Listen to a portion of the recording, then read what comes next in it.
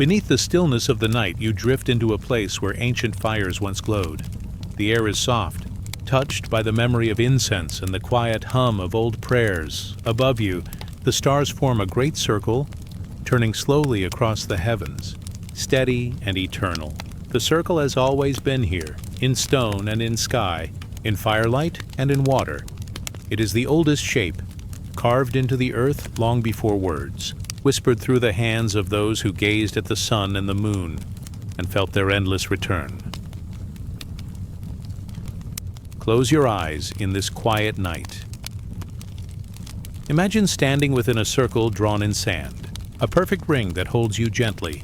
There is no beginning, no ending, only a smooth path that folds back into itself, safe and whole. The circle was sacred to ancient peoples. They saw it in the turning of the seasons, in the wheel of the sun, in the waxing and waning of the moon. Every rise and fall, every return, was a reminder that nothing is truly lost. Life bends. It curves, it flows, but it always returns to the same eternal rhythm. To the early worshippers of the sun, the circle was the shining disk above them, the golden fire that rose each day. They lifted their arms to its arc, trusting in its warmth, its promise to return after the long night. The sun itself was a circle, burning with divine light. It was not just the sky's fire, but the eternal eye of life. Others looked at the moon. Its face was softer, cooler, a silver circle against the dark. Priestesses marked its cycles, counting its return, reading its phases as a calendar for planting, for ritual, for dreaming. Every full moon was a circle of wholeness, a gentle lantern that reminded them of completion and renewal. The circle also lived in the earth. Tribes and cults built stone rings, gathering in circles to honor gods and spirits. They stood in circles to sing, to dance, to pray. In these moments, no one stood above another. Each person was equal, each voice part of the greater whole. The circle made them one. Imagine walking into such a stone ring. The night is quiet, the sky endless above. Torches glow around the edge, forming a circle of light.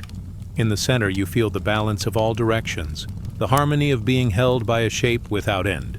You breathe deeply, and the air itself seems to flow in a gentle round, like a soft wind circling the earth. The circle is a mirror of the soul. Life begins with birth, moves through growth, and bends toward death. Yet death is not an end, only a curve returning to another beginning. The ancients saw this truth. They buried their loved ones in round graves, shaped like wombs, believing the soul would return again, just as the sun returns after night. In the cults of the Great Mother, the circle was her womb, the source of all. Round vessels of clay were placed upon altars, holding seeds, water, and offerings. Each vessel was a circle, symbol of her gift, the endless flow of life. In other places, the circle was fire. Priests tended sacred flames that burned in round hearths, never to be extinguished. The flame itself danced in circles, sparks rising like stars into the night sky. To sit by such a fire was to feel the heartbeat of the world, eternal, never broken. Now imagine yourself standing at the edge of a wide, still lake. Its surface is round, a mirror of the sky. The moon rests upon its water as a perfect circle of silver. When you drop a stone, ripples spread outward in rings, widening, softening, yet always round. The lake teaches you what the ancients knew. Every action, every breath creates circles that travel endlessly outward, touching worlds unseen. The circle is time itself. Morning flows to afternoon, to evening, to night, and back again to dawn. Seasons turn from spring, to summer, to autumn, to winter, and back again to spring. Civilizations rise, fall, and rise once more. The circle holds them all in its endless rhythm. In the hush of temples, long gone, worshippers once traced circles in the air. They carved them into stone walls. They painted them on pottery, wove them into fabrics, shaped them into crowns. To draw a circle was to call upon eternity, to summon the power of unity, to remember that nothing ends. You, too, can feel its embrace. Close your mind to the edges of thought. Picture a circle of light forming around you, gentle and soft. It protects you, it comforts you. It gathers all of your scattered energy into one whole. Within this circle you are safe, complete, unbroken. The ancients also saw the circle in the heavens. Planets moved in rounds. Stars wheeled across the night. The dome of the sky was itself a vast circle, arching above every land. To look up was to see infinity traced in curves, to feel the spirit returning again and again. They believed the gods themselves walked in circles. Their journeys were endless, their power moving like the orbits of stars. Some told of a great cosmic wheel, turning through the ages, carrying all of creation upon its rim. Every birth, every death, every love, every tear was a spoke upon this eternal wheel. The circle speaks quietly. It tells you that you belong to something vast, that even in moments of loss, nothing is lost. Even when things change, nothing is broken. Everything flows, everything returns. Now, as you lie in stillness, imagine that you too are part of the circle. Your breath rises, falls, and returns again. Your heartbeat is a rhythm, pulsing in rounds. Your spirit rests within the great circle of life, endless and whole. Feel how time slows within this circle. There is no need to hurry, for the circle is patient. It carries you without effort, moving always, returning always. It holds you gently as you drift deeper into peace. The night grows quieter. The stars wheel above in their slow, eternal round. The moon climbs, then begins to sink, promising to rise again. The circle continues, unbroken, across the ages. You rest within its embrace. You are part of its pattern, eternal and serene. There is no ending here, only flowing return. Only the gentle turning of the circle without end. Now let the circle hold you. Let it carry you softly into rest. The ancient fires fade into embers. The lake stills again. The sky drifts into silence. The circle continues, eternal and calm. You may let go now. Sleep rests within its shape. Peace moves round and round, returning to you with every breath. So let us drift onward. The circle without end watches over your dreams. The night is calm. The air moves like a gentle breath across quiet fields. Above, the stars shine faintly, their light soft and silver, like grains of sand scattered over dark velvet. Somewhere, far away, a river whispers, its current curling gently through the silence. You stand at the edge of this dream, where ancient symbols rise once more to guide your spirit toward rest. On the ground before you lies a stone. Its surface is worn by time, smooth from the touch of countless hands. Carved upon it is a spiral, simple, yet endless. A line that curves inward, deeper and deeper, before turning back outward, returning to the open world again. The spiral is one of the oldest signs of humanity's wonder. It was drawn on cave walls, carved into megaliths, etched on shells, painted on pottery. It appeared in the art of peoples who never met, across oceans and across centuries. To each, it carried the same whisper. The soul is not straight, not bound to one path, but ever turning, ever returning. Imagine the spiral as a journey. It begins at the edge, wide and open, where life begins. The path turns inward, circling closer, winding like breath drawn into the chest. It carries you deeper, into mystery, into silence, into the center where all things are hidden. Then, gently, the line bends outward again, spiraling back into the world, releasing the breath, returning to the light. To the ancients, this shape was the pattern of the soul. It spoke of life, of death, of rebirth. The inward curve was descent, into sleep, into the earth, into the unseen. The outward curve was return, awakening, rising, blooming once more. Nothing ended. Nothing was lost. The spiral promised that the journey would always continue. In Neolithic times, great stones were raised in circles and chambers. On many of them, spirals were carved with careful hands. Some showed single spirals, coiling inward.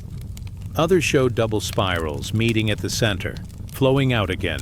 These designs were not only art, they were prayers in stone, maps for the soul's passage.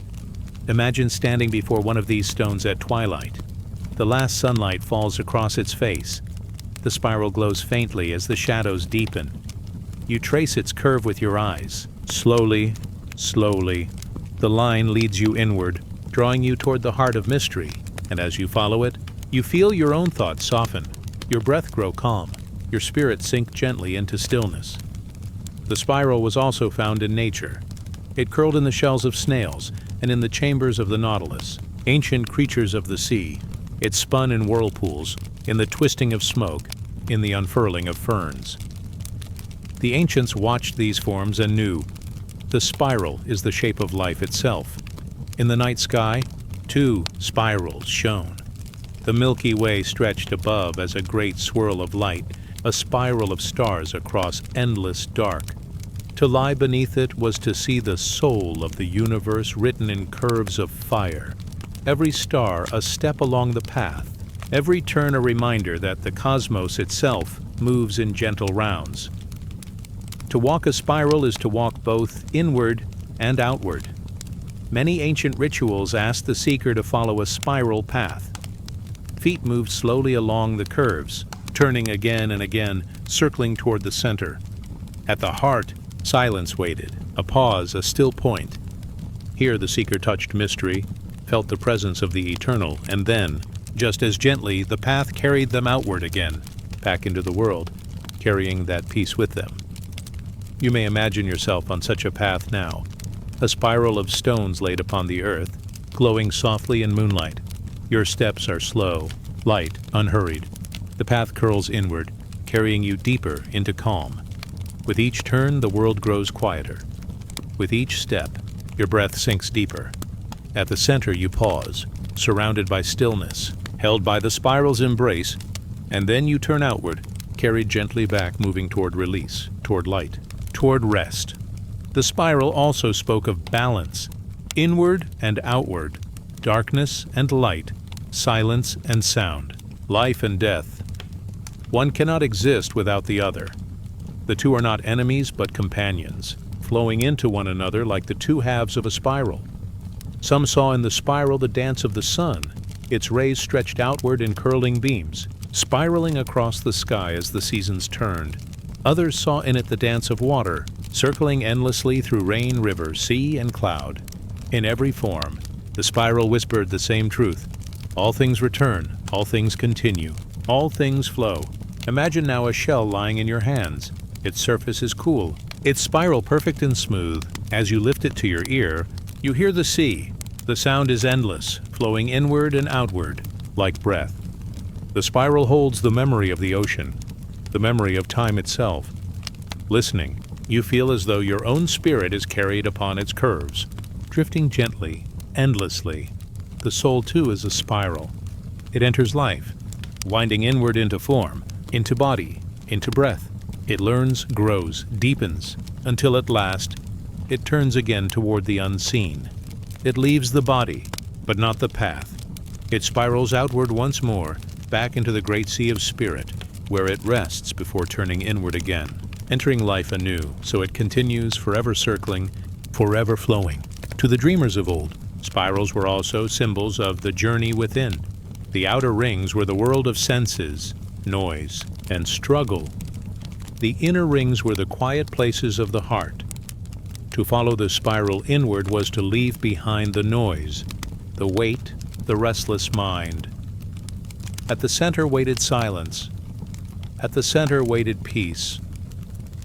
You too may follow it inward now. Picture a spiral of light unfolding before you.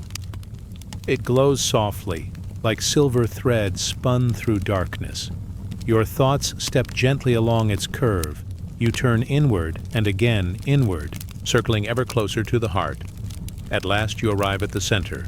It is still. It is safe. It is whole. Here, you may rest. The spiral teaches patience. It does not rush. It moves slowly, turning with care, never in haste. It shows that life does not travel in straight lines, but curves, pauses, and returns. It shows that every step, no matter how small, is part of a greater flow. As you rest in this truth, imagine the spiral unfolding around you once more. It expands outward, wider and wider, embracing the earth, the sky, the stars.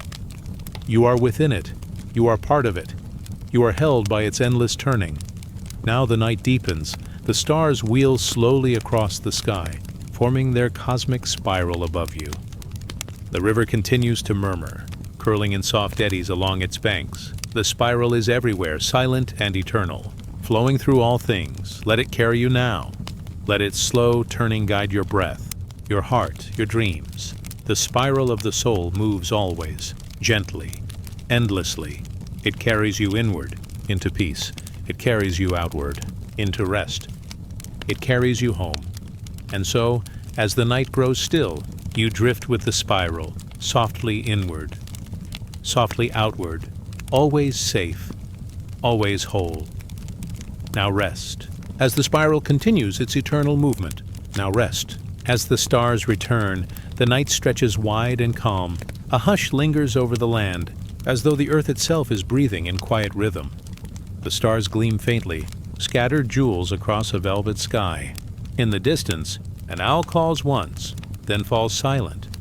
The air is cool, touched by the faint fragrance of grass, soil, and distant wood smoke. You drift through this gentle darkness until a shape begins to form. Two lines crossing, one rising upward, straight and tall, one stretching outward, long and even. Together they make a cross, simple, quiet, yet filled with a sense of power, of balance, of stillness. This is the ancient sign of meeting, the place where paths converge, the vertical reaching for the heavens, the horizontal resting upon the earth. Together, they create a sacred center, a point where all directions meet, where the human world and the divine world touch. Long before modern faiths, the cross was known to many peoples. It was found on stones, carved in caves, traced in ritual circles. It marked the four winds, the four directions, the four seasons, each arm stretching outward, each line guiding the spirit toward balance. Imagine standing upon such a crossroads. The path beneath your feet runs forward and back, endless across the land. Another path runs left and right, touching horizon to horizon. And here, where you stand, is the center, a still point, the heart of the world. At this center, the ancients felt both earth and sky. The ground beneath their feet gave them weight, roots, and home. The sky above lifted their gaze toward eternity, and between them, the cross was drawn, reminding them that the two were never separate.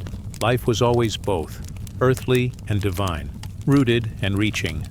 The vertical line was spirit. It rose upward like a tall tree, like a pillar of stone, like a flame stretching toward the heavens. It was the path of ascent, the yearning of the human heart for what is higher. It was the mountain peak, the tower, the ladder of light. In its rise, the ancients felt the breath of gods, the spark of eternity. The horizontal line was life upon the earth. It stretched outward like rivers flowing, like plains unrolling, like arms opened wide. It was the path of community, of home, of all that lies within the circle of daily living.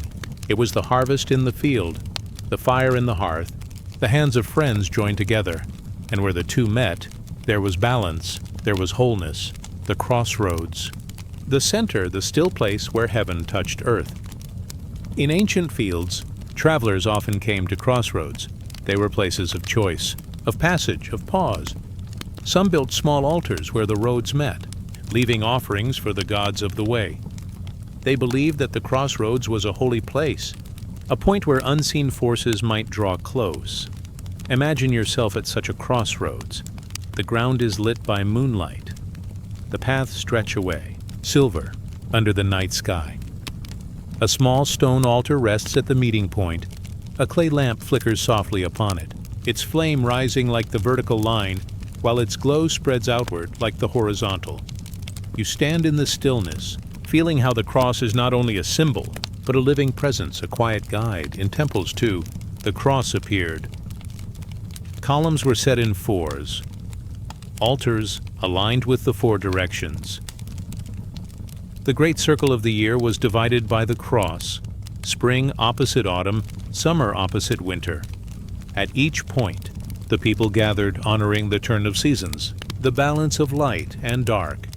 The cross reminded them of the sun's journey, rising in the east, setting in the west, climbing high at noon, resting low at midnight. Its path, too, was a cross, carried across the heavens in perfect rhythm. It also marked the body. Arms stretched wide became the horizontal. Head rising upward, feet rooted downward formed the vertical. The human being itself was a living cross, standing at the meeting of heaven and earth. In many myths, the world was pictured as a tree. Its roots sank deep into the underworld. Its trunk rose through the middle world. Its branches reached upward into the realm of the divine. This, too, was a cross, the vertical of the tree, the horizontal of its spreading branches. The ancients stood beneath such a tree and felt the center of all things. Some spoke of the four winds as arms of the cross. Each wind carried blessings, challenges, messages. The east wind brought dawn and beginnings. The west wind carried endings and the promise of return. The north wind whispered strength and silence. The south wind carried warmth and life. At the center, all four met, circling in balance. Now, imagine yourself as part of this ancient symbol. You are the crossroads. Your breath rises upward with the vertical line. Your body rests outward with the horizontal line. At your heart, they meet. At your center, heaven and earth are joined. Breathe gently in this truth. You are not only earth, not only sky, you are both. The cross within you is whole. The meeting place is calm. The center is eternal. The ancients also saw the cross as a guide for the soul. When the spirit left the body, it traveled along paths of light, crossing the four directions. At the center, it found the way beyond. The crossroads was not only a place of earth, but a map of the afterlife. To follow its lines was to find safe passage. Some told of great wheels that turned in the sky. Four spokes met at the hub, turning the seasons, turning time. The hub was the center, unmoving, while all else circled around it. This was the heart of the cross, the stillness within motion, the silence within sound, the peace within life. Picture now a great stone standing in an open field. Upon its face is carved a simple cross. The stone is tall, its surface warmed by centuries of sun, cooled by centuries of rain. The cross upon it has no words, no names, only lines. Yet those lines speak more than words.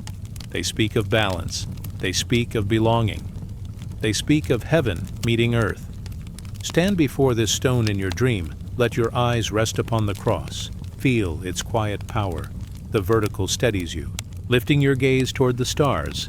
The horizontal grounds you, spreading your spirit outward into peace. At their meeting point you feel safe, held, complete. The night deepens. The crossroads fades into mist. The flame upon the small altar burns low, then rests into ember.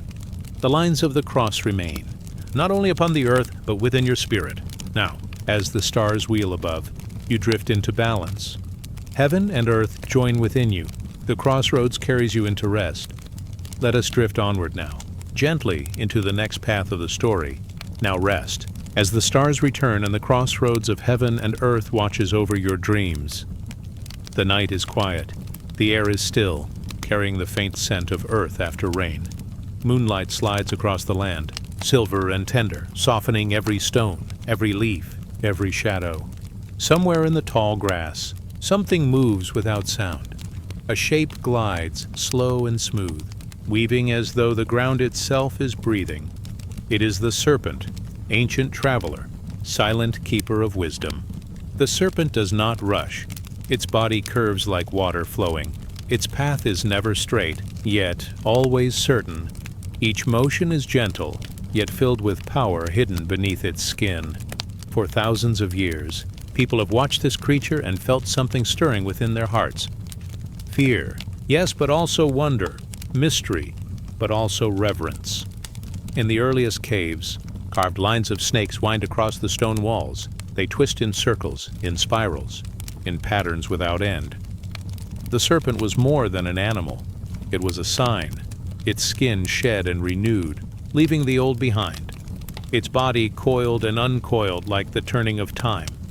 The ancients looked upon it and saw the secret rhythm of life itself. To them, the serpent meant fertility. It lived close to the soil, to the roots, to the hidden waters below. It was of the earth, yet it seemed eternal, rising again each season, sliding from hole and hollow as though reborn. Where the serpent appeared, crops grew full, rains returned, and life flourished. It became a guardian of fields, a symbol of the womb, of seeds, of the endless cycle of renewal. In temples, the serpent was placed upon sacred staffs. It wound around wooden poles, its body climbing toward the heavens, its head lifted high. Priests carried these staffs as signs of healing and power, for the serpent could also cure. Its venom was feared, yet its knowledge of life and death brought medicine. To carry the serpent's sign was to carry the gift of renewal, the quiet art of restoring what was broken. Imagine now a temple lit only by torches. Flames flicker against smooth stone walls. At the center rests a great carving, two serpents winding upward around a staff. Their bodies mirror each other, rising in harmony, their heads meeting in stillness at the top. The firelight makes them seem alive, as though they move in silence even upon the stone. The people who entered here bowed their heads, asking for healing, for balance, for the serpent's silent wisdom. The serpent also whispered of knowledge. It lived low, close to the hidden places, yet it knew how to rise. It moved between light and shadow, earth and sky. It was both dangerous and protective, both feared and beloved. Such a creature became a doorway between worlds. Those who followed its symbol believed it could guide them into mysteries unseen. In some stories, the serpent lay coiled at the roots of the cosmic tree. It guarded the waters that nourished the world. Its body encircled the base, keeping the tree alive, holding the secrets of creation in silence. When it stirred, rivers flowed. When it rested, the world was still. In other tales, the serpent encircled the entire earth, tail in mouth, forming a perfect ring. This was the endless cycle: birth, death, rebirth. The serpent was not only of the ground, but of time itself, keeping the turning wheel of existence whole. Picture yourself beneath a vast night sky. The stars shimmer like dust across the heavens. Above you, the shapes of constellations tell their ancient stories. There, among them, a serpent of stars stretches across the darkness, winding from horizon to horizon. Its body glows faintly, eternal, unending. For even in the skies, people saw its shape and knew its meaning. The serpent was change. It was the shedding of what is old, the leaving behind of what is no longer needed. Each time its skin fell away, it revealed the shining new beneath. The people looked upon this and felt hope that no ending was truly the end, but a step into renewal. In quiet villages, mothers told children that the serpent carried the secret of the seasons. When it vanished into the earth, winter would come, cold and still. When it rose again in spring, warmth returned, blossoms opened, and the world was alive. Children would watch the ground for its sign, waiting for the first glimmer of scales to slip through the grass, knowing it meant life's return. Even in the deserts, where water was rare, the serpent was honored. It knew how to survive in silence, how to move across burning sands without sound. Some desert tribes believed the serpent carried the wisdom of hidden springs. Where it turned, there was water. Where it vanished, there was treasure beneath the earth. The serpent's wisdom was not loud. It did not shout. It did not hurry. Its knowledge was hidden in silence, revealed only to those who watched with patience. To see a serpent glide was to be reminded of life's hidden flow, slow, certain, winding toward renewal. Imagine yourself now lying in tall grass. The night is warm. Crickets sing softly all around. The moon rests above you, glowing like a pearl in the sky. From the edge of the meadow, a serpent appears. It moves slowly, its scales catching the moonlight. It does not threaten. It does not disturb. It passes by, leaving the air calm, as if it carried a piece of silence within it. In ancient cults, offerings were placed at serpent shrines, bowls of milk, leaves of sacred herbs, coins pressed into the soil. The people asked for blessings, for healing, for fertility, for safe passage. They whispered prayers not in fear, but in reverence. For the serpent was seen as a messenger of the deep earth, a keeper of secrets too vast for human tongues. Priests sometimes wore serpent bracelets coiled around their arms. Queens wore necklaces shaped like winding snakes, their heads resting near the heart. Warriors painted serpents upon their shields, calling upon its protective strength. Everywhere, the serpent curled, winding through the art, the songs, the rituals of the people. The serpent's wisdom is silent because it is felt, not spoken. It tells us that change is not an end, but a renewal. It shows us that the path need not be straight to reach its destination. It whispers that what is feared may also heal, that what is hidden may also save. Its body is a lesson in movement. In patience and transformation, you too carry this wisdom. Like the serpent, you shed what no longer belongs. You release what has grown heavy. You step into newness, even in silence. Each breath is a coil unwinding, each dream a path toward renewal. The night deepens. The serpent glides back into shadow, carrying its mystery with it. The grass settles. The air grows still once more. Only the stars remain, scattered like jewels upon the heavens, watching in silence.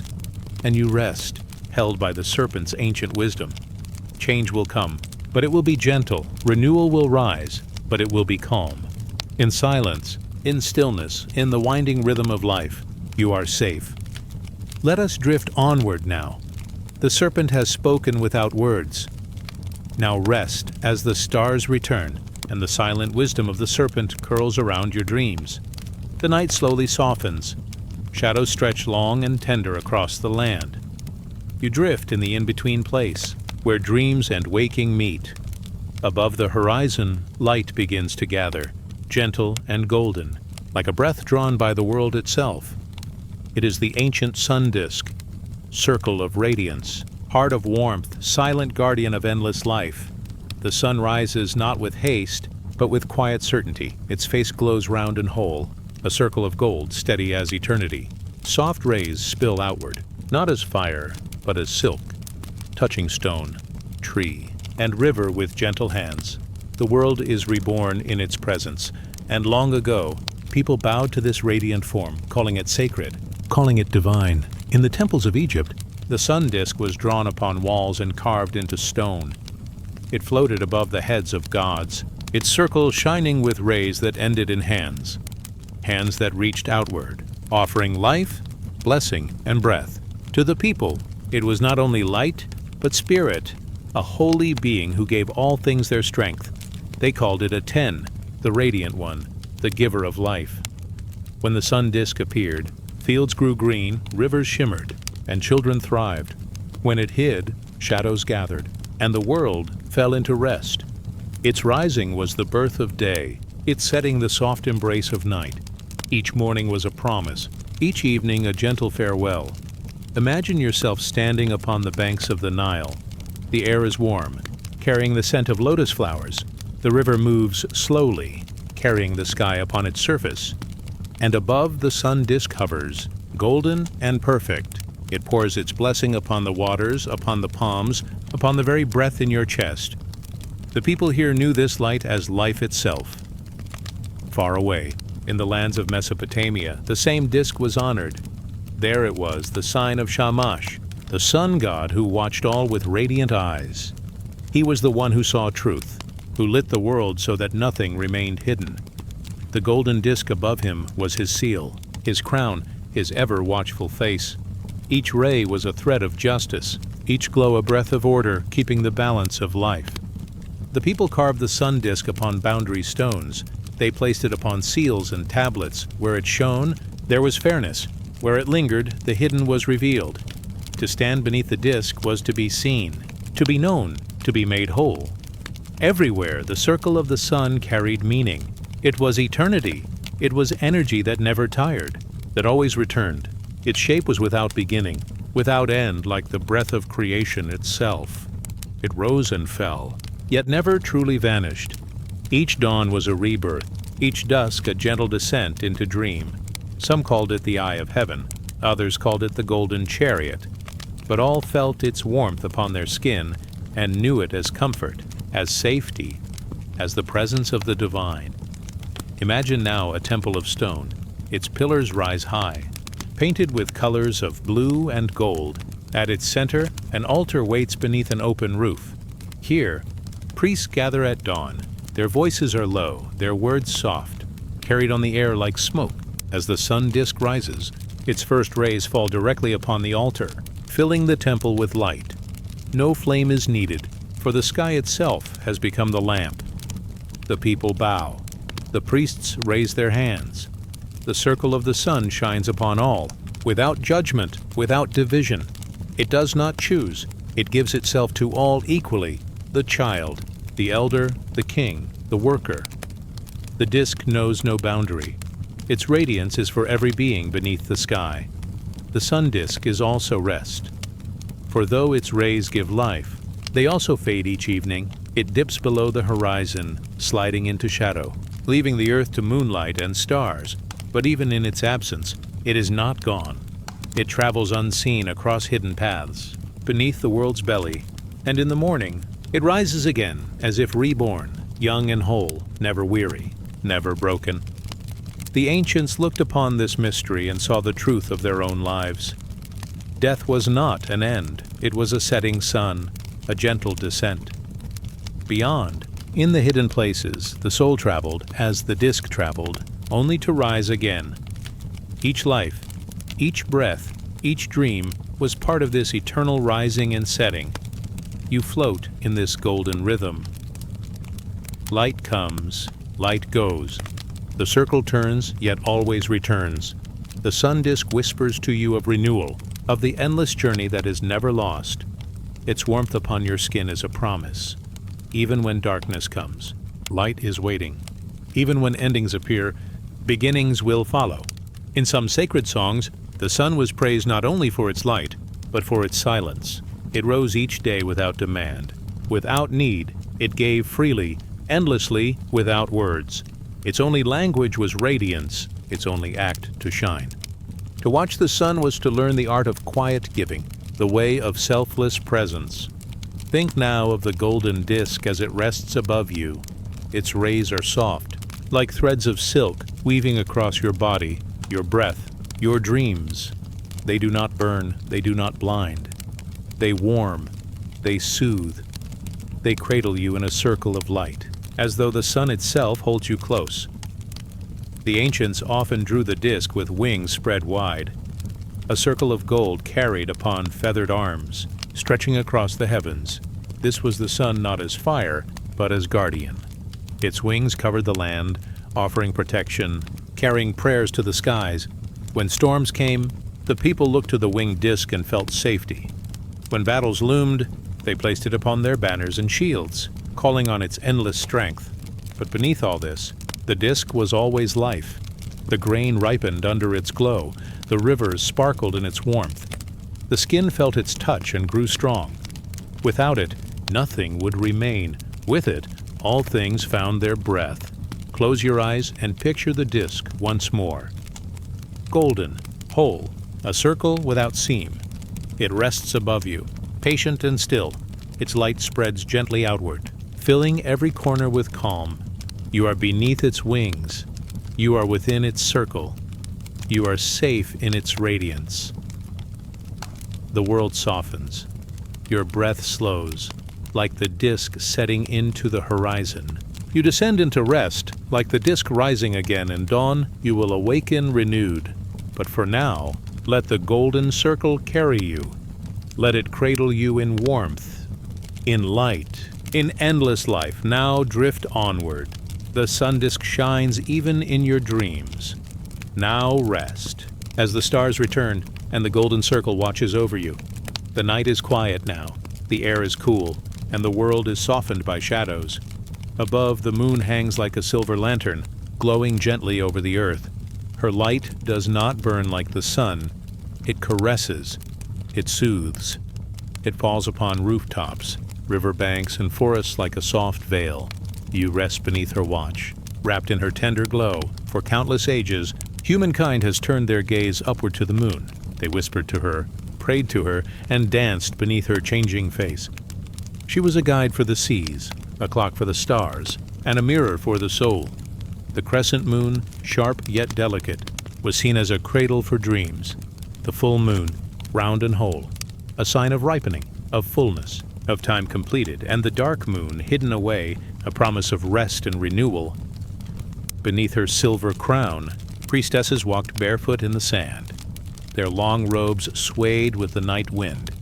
They carried bowls of milk and honey, offerings of gentleness to the goddess who dwelled in the sky. They lit small lamps, each flame like a star brought down to earth, and sang in low voices that drifted upward, as if to braid their breath with moonlight. The healers, too, looked to the moon. They watched her cycles, knowing when to plant herbs, when to gather flowers, when to mix potions. They whispered that the moon pulled not only the tides of the oceans, but the tides of the body, the rhythms of blood, the deep waves of the heart. When the crescent shone thin and young, healers told stories of new beginnings. When she grew full and round, they spoke of strength, of fertility, of the body's great power. And when she vanished into shadow, they invited silence, rest, and inward journeys. Dreamers also bowed to her. Travelers who slept beneath the stars trusted her to guide their way. Poets, long before pen and paper, lifted their eyes and felt words rise like tides. Children listened to grandmothers, who told tales of the moon's gentle face, sometimes a maiden, sometimes a mother, sometimes a wise crone in a cloak of night. Always she was watching, always she was near. In the soft kingdoms of Egypt, the moon was the eye of gods. In Mesopotamia, priestesses sang of the silver light as if it were woven from silk.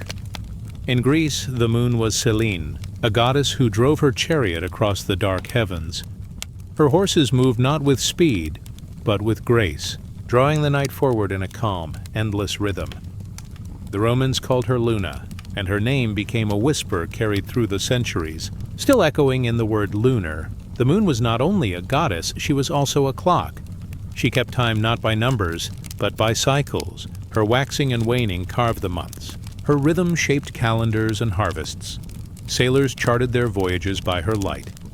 Farmers planted their seeds by her glow. And lovers, sitting in silence by riversides or mountain paths, felt her presence as a quiet witness to their whispered vows. The crescent moon held mysteries of its own, thin, sharp, yet soft in its glow. It was seen as a boat upon the dark sea of the heavens, a vessel carrying dreams from one shore to another, a cradle rocking the newborn stars, a scythe that cut away the past, making space for what is new. Priestesses raised their arms in its shape, fingers curved like silver arcs, calling down blessings of growth, of renewal, of unseen strength. As the moon waxed to fullness, people gathered to celebrate abundance. They sang songs of the earth's ripening. The round moon was a loaf of bread baked in the sky. It was the belly of the mother, heavy with life. It was the golden cup of wholeness, filled to the brim with light. Villages lit fires. Drums echoed in slow rhythms, and dancers moved in circles, their feet tracing the same path as the moon above. Round upon round, cycle upon cycle, the eternal wheel. And then the moon waned, slipping back into shadow. Its shrinking light reminded people that all things return to stillness. Nothing lasts forever. But in this truth was comfort, not fear.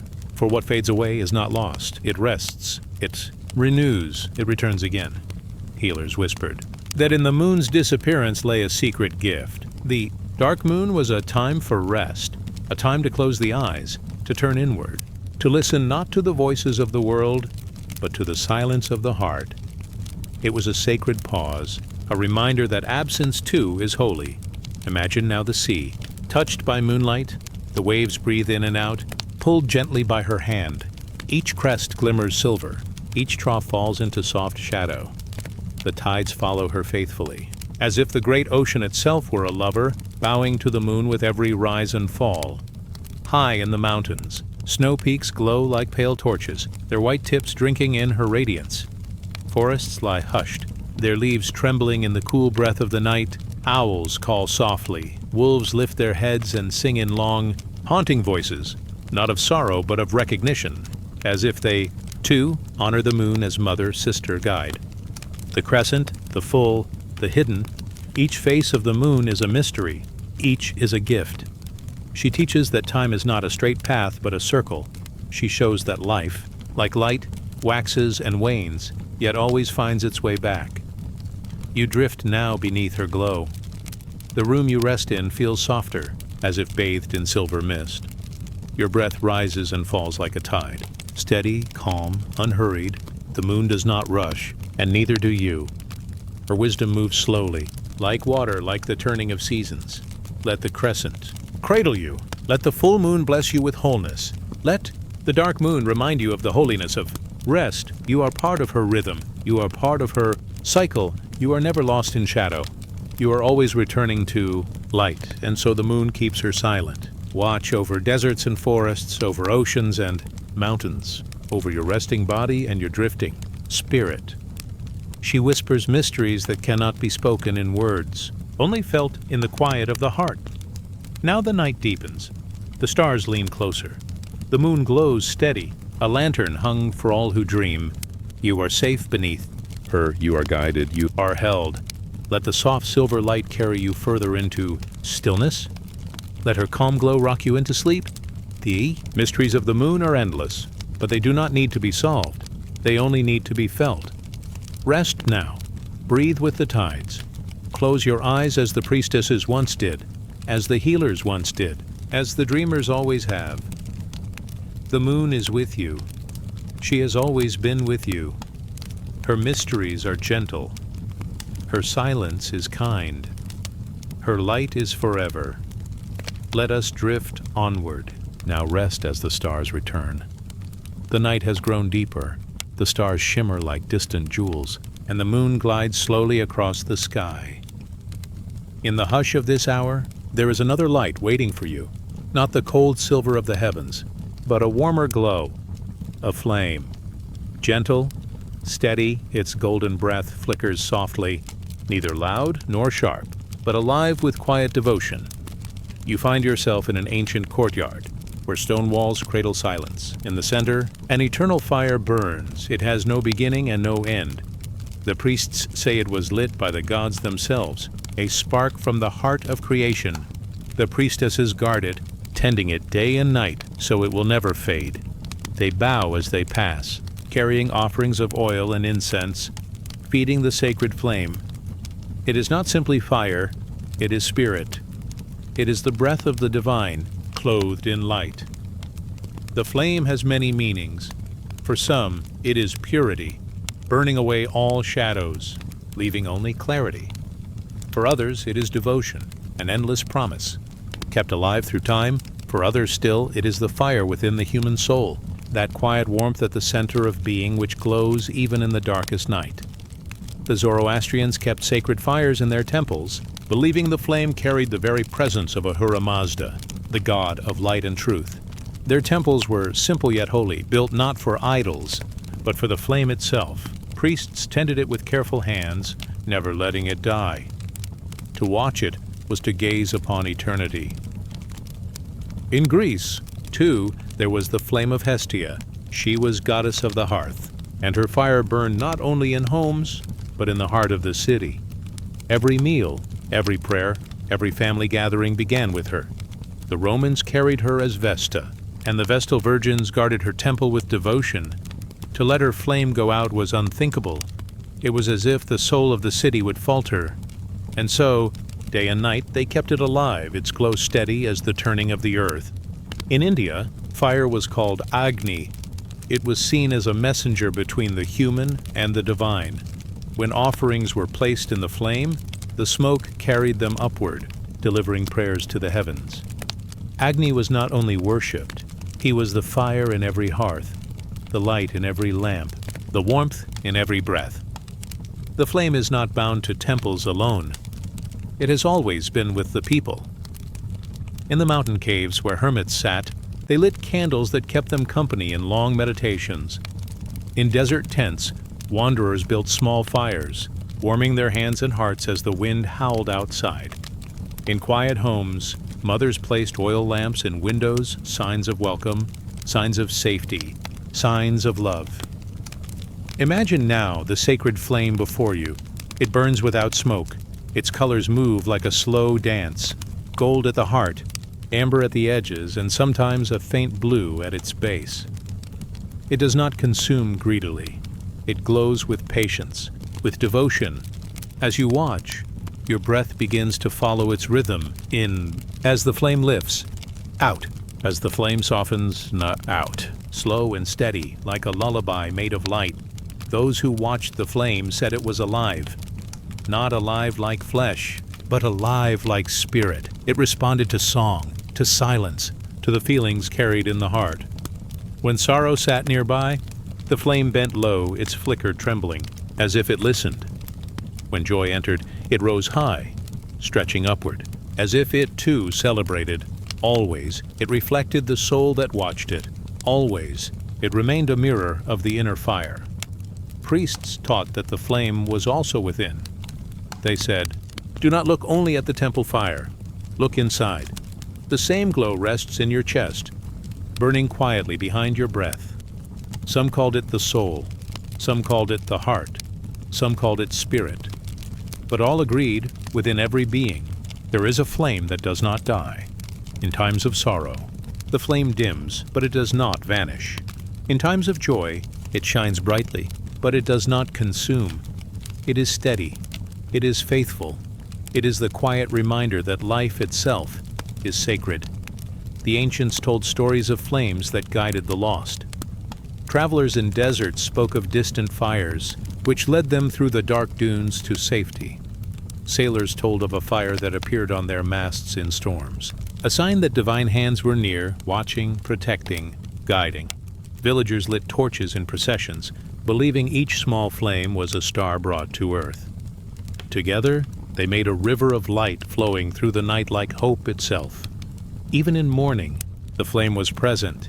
Candles were lit for the dead, not to banish sorrow, but to remind the living that love does not vanish. It changes form, but the glow remains. The flame became a bridge, a soft golden thread between worlds. The living bowed before it, and the departed were carried upon it, like a whisper of smoke returning to the sky. Now imagine yourself closer to the sacred flame. You sit before it in stillness. Its warmth touches your skin, but it does not burn. Its glow rests upon your face, soft as a blessing. The air carries the faint scent of oils, of incense, of flowers placed as offerings. All around is silence. The world has stepped back. Only the flame remains. As you gaze, you feel a calm unfurl inside. The flame is outside you, yet it is also within. Your heartbeat matches its flicker. Your breath is the wind that feeds it. Your spirit is the light that shines from it. You and the flame are not separate. You are part of the same endless glow. The eternal fire teaches patience. It does not rush. It does not demand. It simply is, always burning, always giving, always waiting. And in its waiting, it brings peace. In temples, in homes, in hearts, the sacred flame has never gone out. It travels through time, changing form, but never fading. From the first spark struck from stone to the candles that flicker in windows tonight, the flame carries the same truth. Life is sacred. Light is sacred. The fire within is eternal.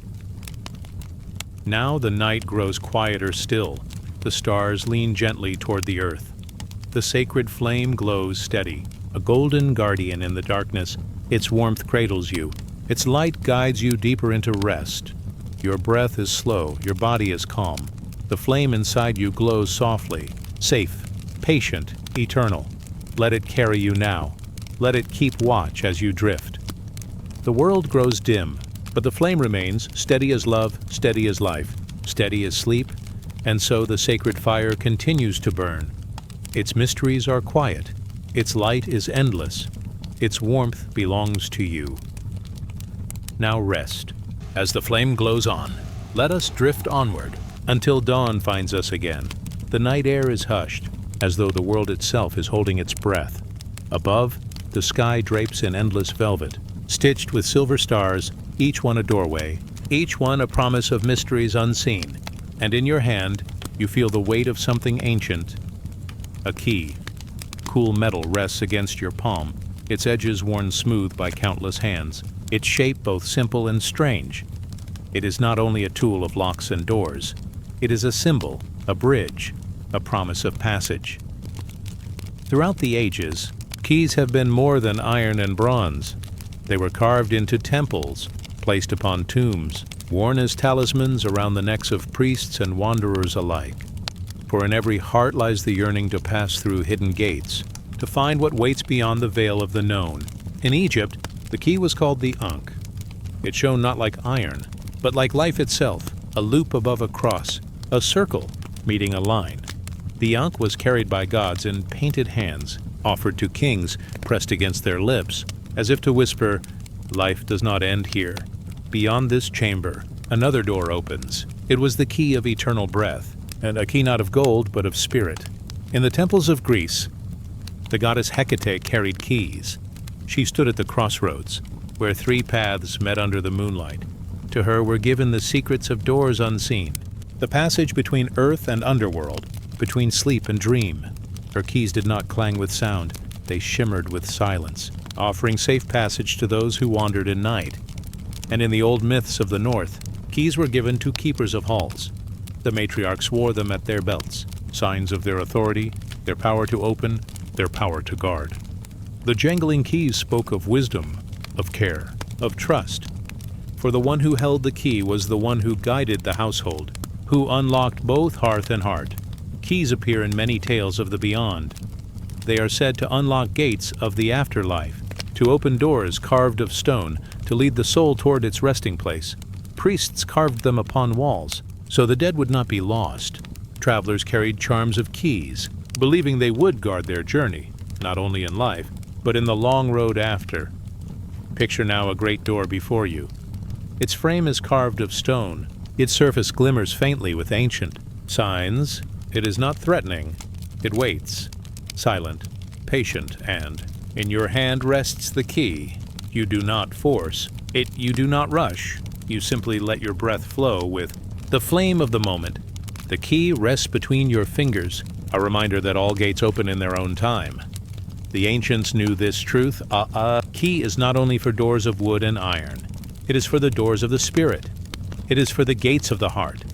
The lock may be fear. The lock may be grief. The lock may be longing, or the unanswered questions of the soul. And yet, the key waits. Not outside, but within. The Egyptians painted their tombs with ankhs, so the soul would find its way into light. The Mesopotamians etched key-like signs into their tablets, binding prayers to the gods with the hope of entry. The Celts carved spirals that turned like winding keys, shaping doorways between life and death, between this earth and the next. In all lands, in all ages, the key was a gift, a bridge, between here and beyond. There is a hush that comes when one holds a key. It is the silence of waiting at a threshold, the moment before a door opens. The pause between two worlds, that pause is sacred. It is the breath before change, the calm before passage, the stillness before the soul steps forward. In temples, the keepers of keys were honored. They were trusted with the holiest of spaces. The key was their oath. They did not open doors lightly. They opened them with reverence, with a prayer upon their lips, with a blessing in their heart. So too, the key within you is not meant to be forced. It turns with patience, with surrender, with quiet trust. Imagine again the weight of the key in your hand. It is cool, but it warms as you hold it. It glows faintly in the moonlight, as though it remembers the many doors it has touched. You see now that the key is not only metal, it is carved of memory. It is shaped of hope. It is formed of trust. You walk to the great door, but you do not fear what waits beyond. The key is gentle, and so too is the passage. The door opens not to darkness, but to a soft glow, as though another world lies bathed in dawn. The air is calm. The silence is kind. It is not an ending, but a continuation, a movement from one room of being into another. The ancients believed this truth, that the key does not take, it offers, that the beyond is not emptiness, but another threshold of life, that the hand that holds the key is also the hand that carries the soul safely onward. In this way, keys were kept close to the heart, hung upon cords of leather, tied around wrists, buried with the departed. They were never simply objects. They were companions, guides, keepers of quiet promises. Even now, the key lives on. It appears in dreams, in visions, in the small images we carry. It is drawn upon amulets, carved into rings, painted upon walls. The shape is simple, but the meaning is endless. To see a key is to remember that no door is final. Every gate has an opening. Every lock has a turning. Every passage leads onward. Now, the night grows still again. The key in your hand softens into light until it becomes no more than a star. It drifts upward, joining the sky, joining the many gates of heaven, and you remain here, safe, calm, resting before your own door. The key is not lost.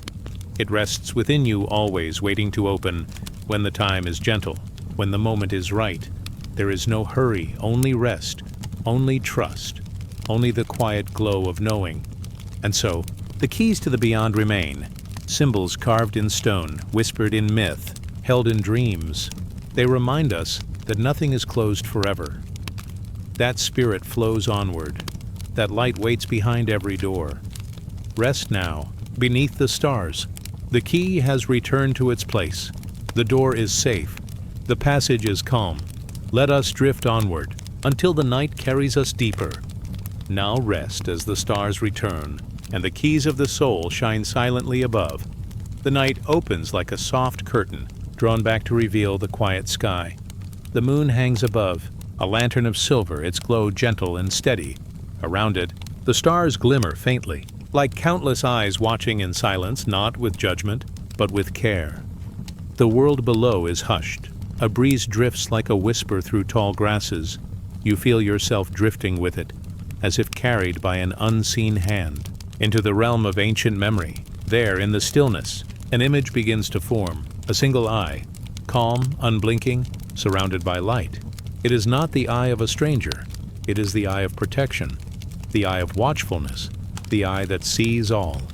For thousands of years, people carved this symbol upon stone and wood, painted it upon walls, wore it close to their skin.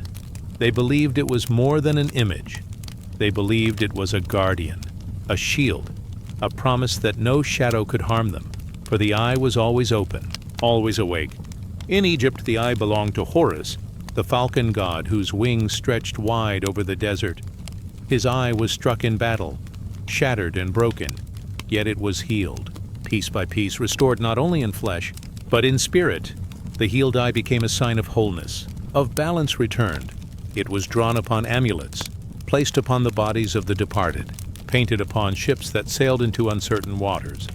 To carry the eye of Horus was to carry a watchful spirit, a vision that reached beyond storms and shadows. In other lands, the eye appeared again. In Greece and Rome, it was the evil eye that people feared, the gaze of envy, the glance that carried harm. To guard against it, they painted a greater eye, an eye of protection, bright and round, often blue as the sea. It was worn as glass beads set upon doorways, hung from branches of olive trees. It reminded all who saw it, the eye that watches over you is stronger than the eye that seeks to harm. And in the temples of the East, the Buddha's eyes were painted on shrines, half closed in calm, half open in seeing. They did not only look outward, they looked within. They were eyes of wisdom, eyes that pierced through illusion, eyes that rested upon the truth of all things. To stand before them was to feel both seen and soothed, as if the universe itself was aware of you, yet asked nothing in return. The eye is everywhere in human memory. It watches from the pyramids, from the doors of ancient houses, from coins and scrolls, from the quiet symbols carved by hidden hands. Always the same promise, that no step goes unseen, that no soul drifts alone, that there is always a gaze, gentle and endless, holding you in its sight. Imagine now that the night sky itself is such an eye, the moon its pupil, the stars its glow. It does not judge. It does not demand. It only sees. And in that seeing, you feel safe. You feel known. You feel whole. The ancients believed that to be seen by the divine, I was to be protected, It was as though the heavens themselves watched over the fragile journey of life. Farmers carved the eye on their plows. Sailors painted it on their boats. Mothers drew it with ash upon the foreheads of their children. Everywhere, it was a prayer, a quiet request. Watch over me. Keep me in your sight. Do not let me wander into harm. But the eye was not only outward, it was also inward. To carry the symbol was to remember that you too possess an eye that sees, not the eyes of the body, but the eye of the heart, the inner sight, the place within where wisdom lives. When storms rise, when shadows fall, this eye does not close. It remains open. It sees through fear. It sees through doubt. It sees only the path that is true. Close your eyes now and imagine that inner gaze. It is calm. It is steady. It shines like a lamp within the chest. It does not strain to look. It simply glows. With it, you see not only the world around you, but the world within you. The thoughts, the feelings, the quiet movements of spirit, and all are met with kindness. All are met with understanding. For the eye within you is patient. It waits without hurry. It guides without words. The myths tell us that Horus lost his eye in battle, but when it was healed, it became even more powerful. So too, the inner eye within each soul is shaped by the trials of life. It is polished by sorrow, sharpened by joy, softened by love. Every experience feeds its vision. Every tear, every smile becomes part of its clarity. And so it sees all, not with fear, but with compassion. The eye that sees all is not a watcher in the sky alone. It is a mirror of your own soul. The ancients carved it on their walls, but they also carried it in their hearts. For they knew that protection begins within, and wisdom grows from the inside outward. Now, as you drift further into the night, imagine the eye resting above you, soft and luminous. Its gaze is not heavy. It is like moonlight, touching gently, asking nothing. It watches as you breathe, slow and calm. It watches as your body softens, as your mind eases. It watches, and in that watching, you feel safe. The winds carry the old prayers still. Prayers whispered in desert temples, prayers carved in wood and clay, prayers sung at sea, with waves rising and falling. They all rise toward that same eye, that endless gaze, and the answer has always been the same. You are seen, you are held, you are safe. Let this truth settle upon you now, that no matter how far you drift, the eye that sees all remains open, that protection is never far, and wisdom is never lost. The eye within, you glow steady, the eye above you shines, eternal, and both together keep you in their sight. The night grows deeper. The stars grow softer. The moon lowers itself slowly, like a lantern dimming toward dawn. Still, the eye remains silent, gentle, endless. It carries you toward rest, toward stillness, toward peace. Let us drift onward now, into softer dreams carried by the calm gaze of the eye.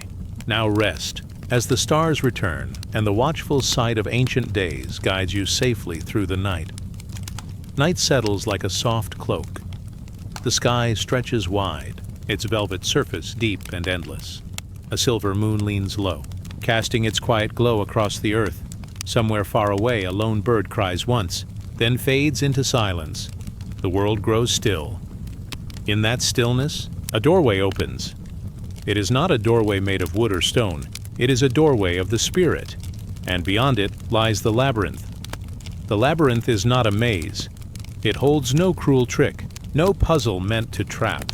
It is a path, a single ribbon of stone and earth, folding back upon itself, turning and turning again, always leading inward. To walk it is to follow a journey toward the hidden center of the soul. Long ago, people shaped such labyrinths in fields and temples. They carved them into the floors of cathedrals so that even within sacred walls, pilgrims could walk a winding path. For each step was a prayer, each turn was a breath, and the journey was never outward, but inward. Imagine yourself at the entrance now. The air is gentle, tinged with the faint scent of earth. Perhaps candles glow along the path, their flames small and steady, like stars brought down to the ground. The stones beneath your feet are cool, smooth from the touch of many pilgrims before you. You take a breath, and then you begin. The first steps are wide, stretching along the outer ring. It feels as though you circle the world itself. Each stride brings you closer to the inner folds, but the path asks patience. It does not rush. It curves. It bends. It carries you gently from side to side. In this way, it teaches the rhythm of the spirit. Not haste, not struggle, only presence. The ancients believed the labyrinth was a mirror. Its shape reflected the hidden turns of the heart. Each twist was a thought, each bend a memory, each step a moment of life. To walk it was to walk through one's own story, every joy, every sorrow, every secret carried within. The path welcomed them all. You turn a corner now, and the air feels softer. It is as though the labyrinth itself breathes with you. In ancient Crete, they told of a great labyrinth, home to the Minotaur, half man, half beast. But those who looked deeper understood this tale as a symbol. The creature within was not only a beast of flesh, it was the shadow within each soul, the part that waits to be faced, and the labyrinth was not a prison, but a guide.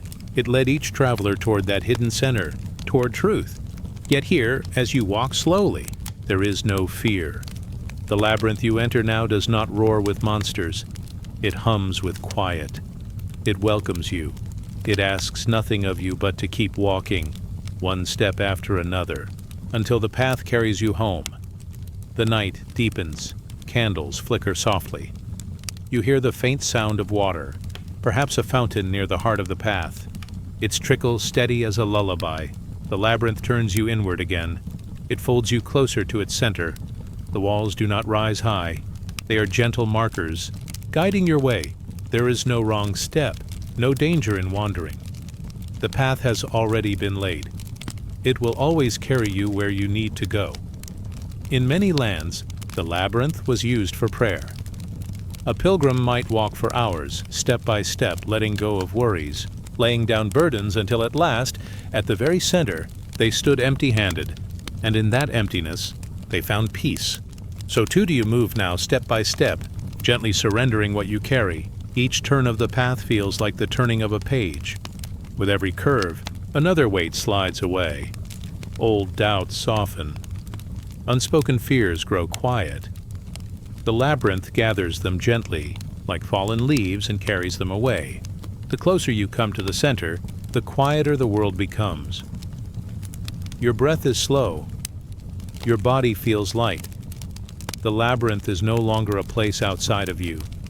It is you, your own spirit, winding gently toward stillness. And then, at last, you reach the heart. It is a circle of stone, simple and pure. Perhaps a candle burns here. Perhaps only moonlight. The silence is vast.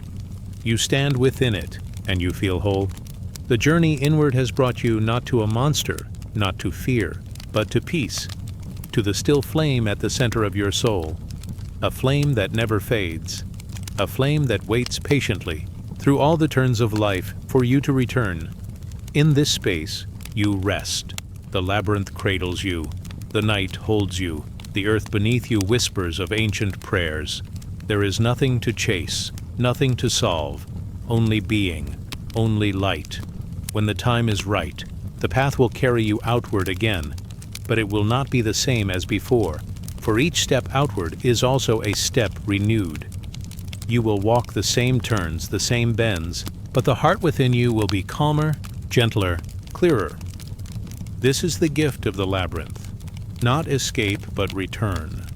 Not confusion, but clarity. Now let your spirit linger here, at the quiet center. Feel the still flame within you. Feel the calm gaze of the night above you. The labyrinth has brought you to yourself, and in yourself you find rest.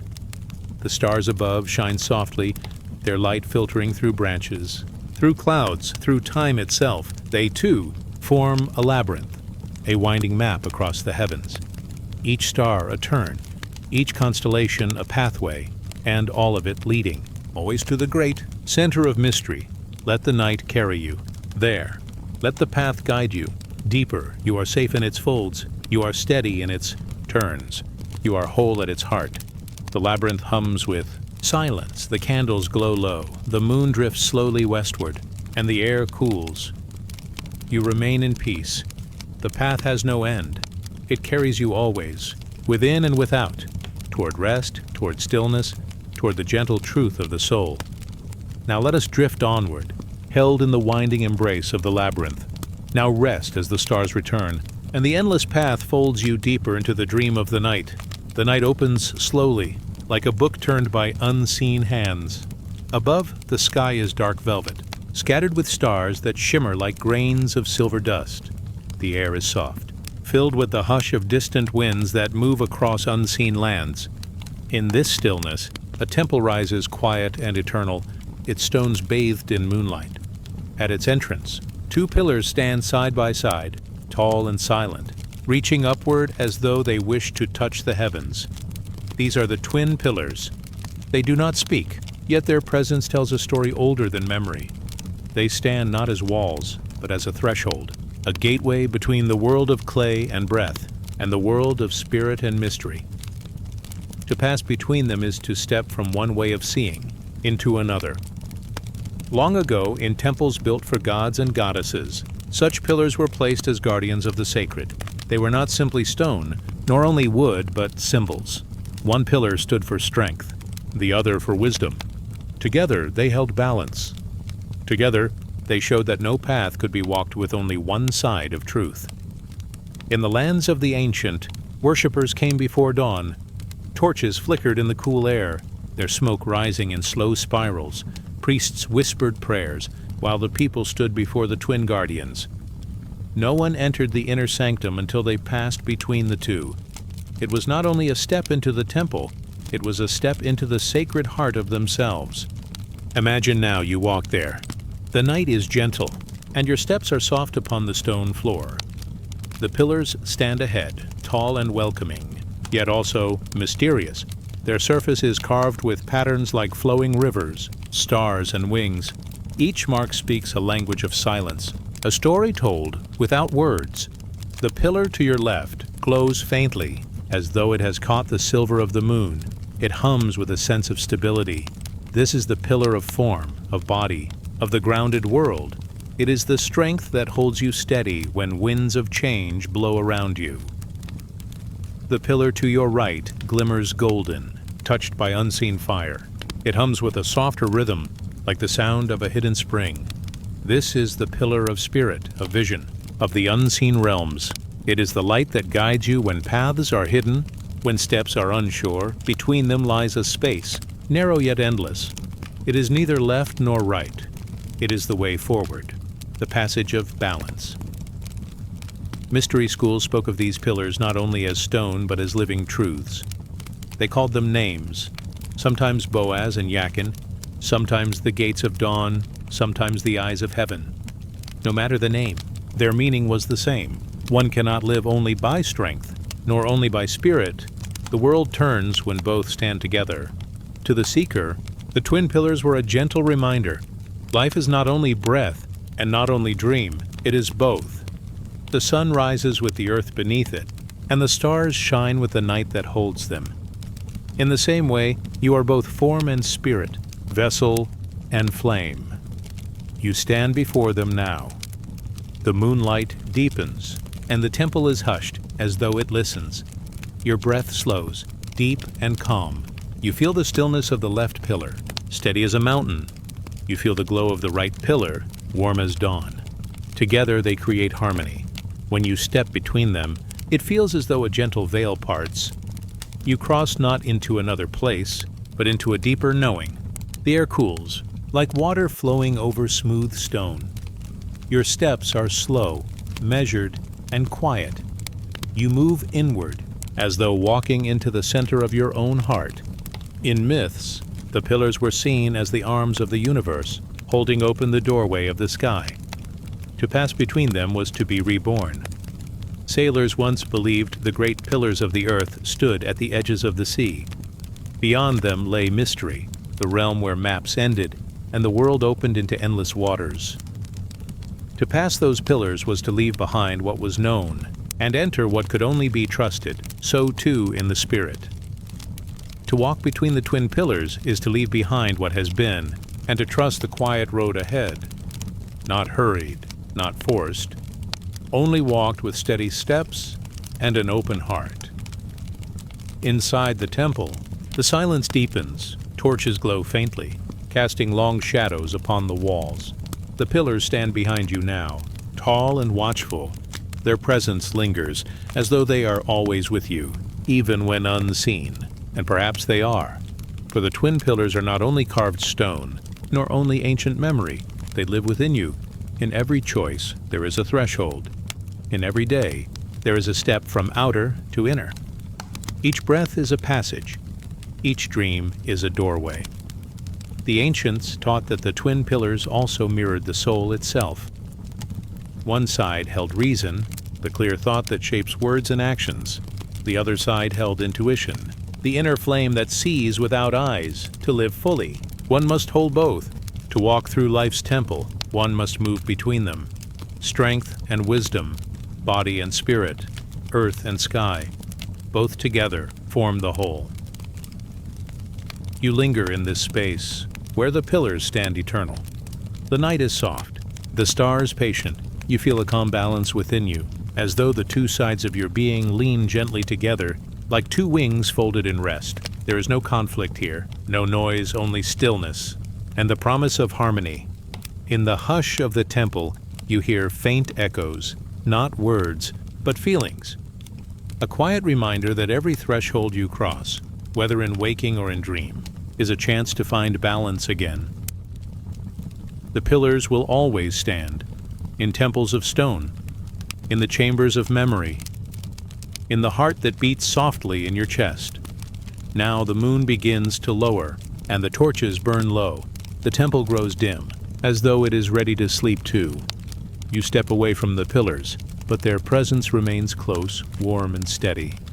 They are guardians of balance, keepers of the threshold, and they walk with you, unseen yet always near. As you drift onward, the air grows even softer. The stars return above, shining like calm eyes in the sky. Your breath is deep and slow, your body light. The world around you becomes dreamlike, blurred at the edges, hushed and gentle. The twin pillars fade into the distance, yet they are never gone. They live within, guiding each step, steady as stone, soft as flame. When paths divide, when choices come, their silent strength will be with you. When dreams open, when sleep takes you, they will stand as guardians of your rest. So let the temple grow quiet. Let the stars hum their ancient song. Let your spirit drift onward, carried by the balance of stone and light. Now rest, as the pillars keep watch. Now sleep, as the night embraces you. The night unfolds with a gentle sigh.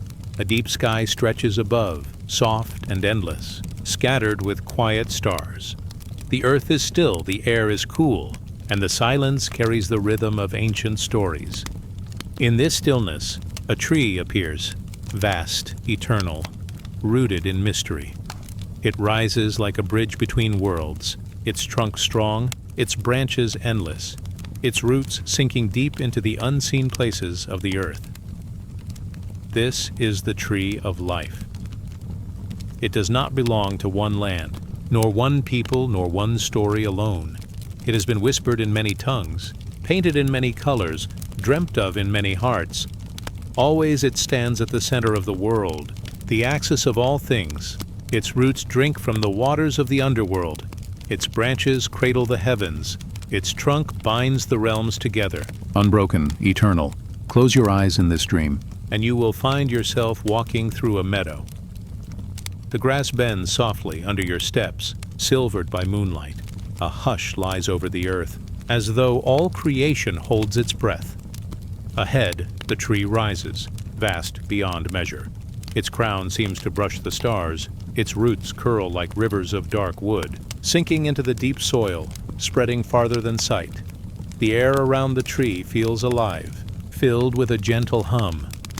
It is as though the tree is breathing. Leaves tremble with a sound like distant chimes.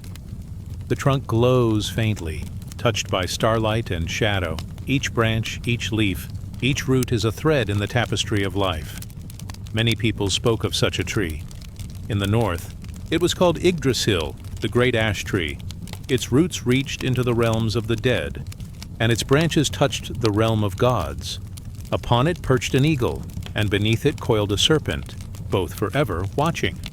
It was said that all beings lived upon this tree, as though the worlds were its fruit. In other lands, it was the world tree of shamans, climbed in vision to reach the sky, each branch a step of spirit, each leaf a breath of wisdom. In sacred texts, it was the tree of paradise planted at the heart of creation, a sign of eternity. In desert sands, palm trees were seen as life itself, roots in water, fruit in sun. Wherever people dreamed of life's mystery, a tree rose in their vision. The tree was never only wood and leaf, it was always more. It was the memory of unity, the reminder that all realms, earth, sky, and depths below, are bound together, fed by the same root. You pause at the foot of the cosmic tree. Its roots spread wide like great rivers of wood. They curl around stones, dip into streams, and reach into the unseen caverns of the underworld.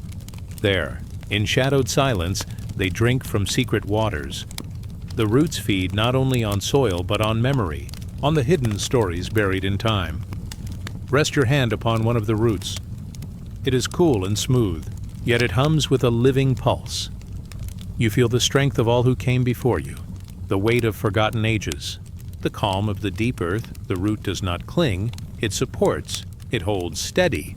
Even when storms above rage, these are the roots of ancestry, the deep bonds of spirit, the foundation of all growth. They remind you that what is unseen sustains what is visible. That which lies below gives rise to what rises above. Lift your eyes now. The trunk towers upward, wide as a mountain. Its bark is ancient, yet smooth in places where countless hands have touched. The trunk is the passage between realms, the center of all being. It is both bridge and path. It is both anchor and ladder. Many climbed this tree in their dreams, rising along its trunk to reach the sky. Shamans called upon its power to journey through the worlds. Prophets spoke of its presence at the heart of creation.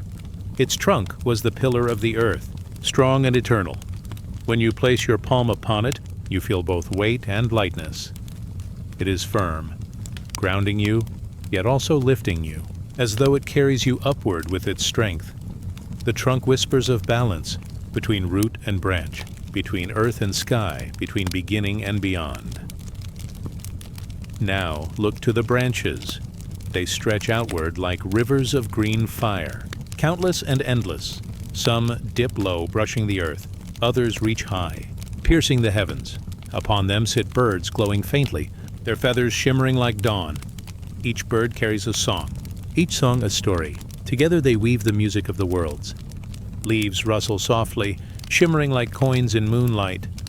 Every leaf seems to hold a tiny spark, a flicker of life. Each one is a soul, a breath, a memory. When the wind passes through, the tree sighs, and it is as though all beings exhale together. The branches hold not only stars but dreams. They cradle the hopes of all hearts. They remind you that life is ever reaching, ever growing, ever expanding toward light. Legends tell that the fruit of this tree carried knowledge, or healing, or immortality. Some said its fruit was forbidden, too sacred for mortal hands. Others said it was the gift of the gods, food for the spirit.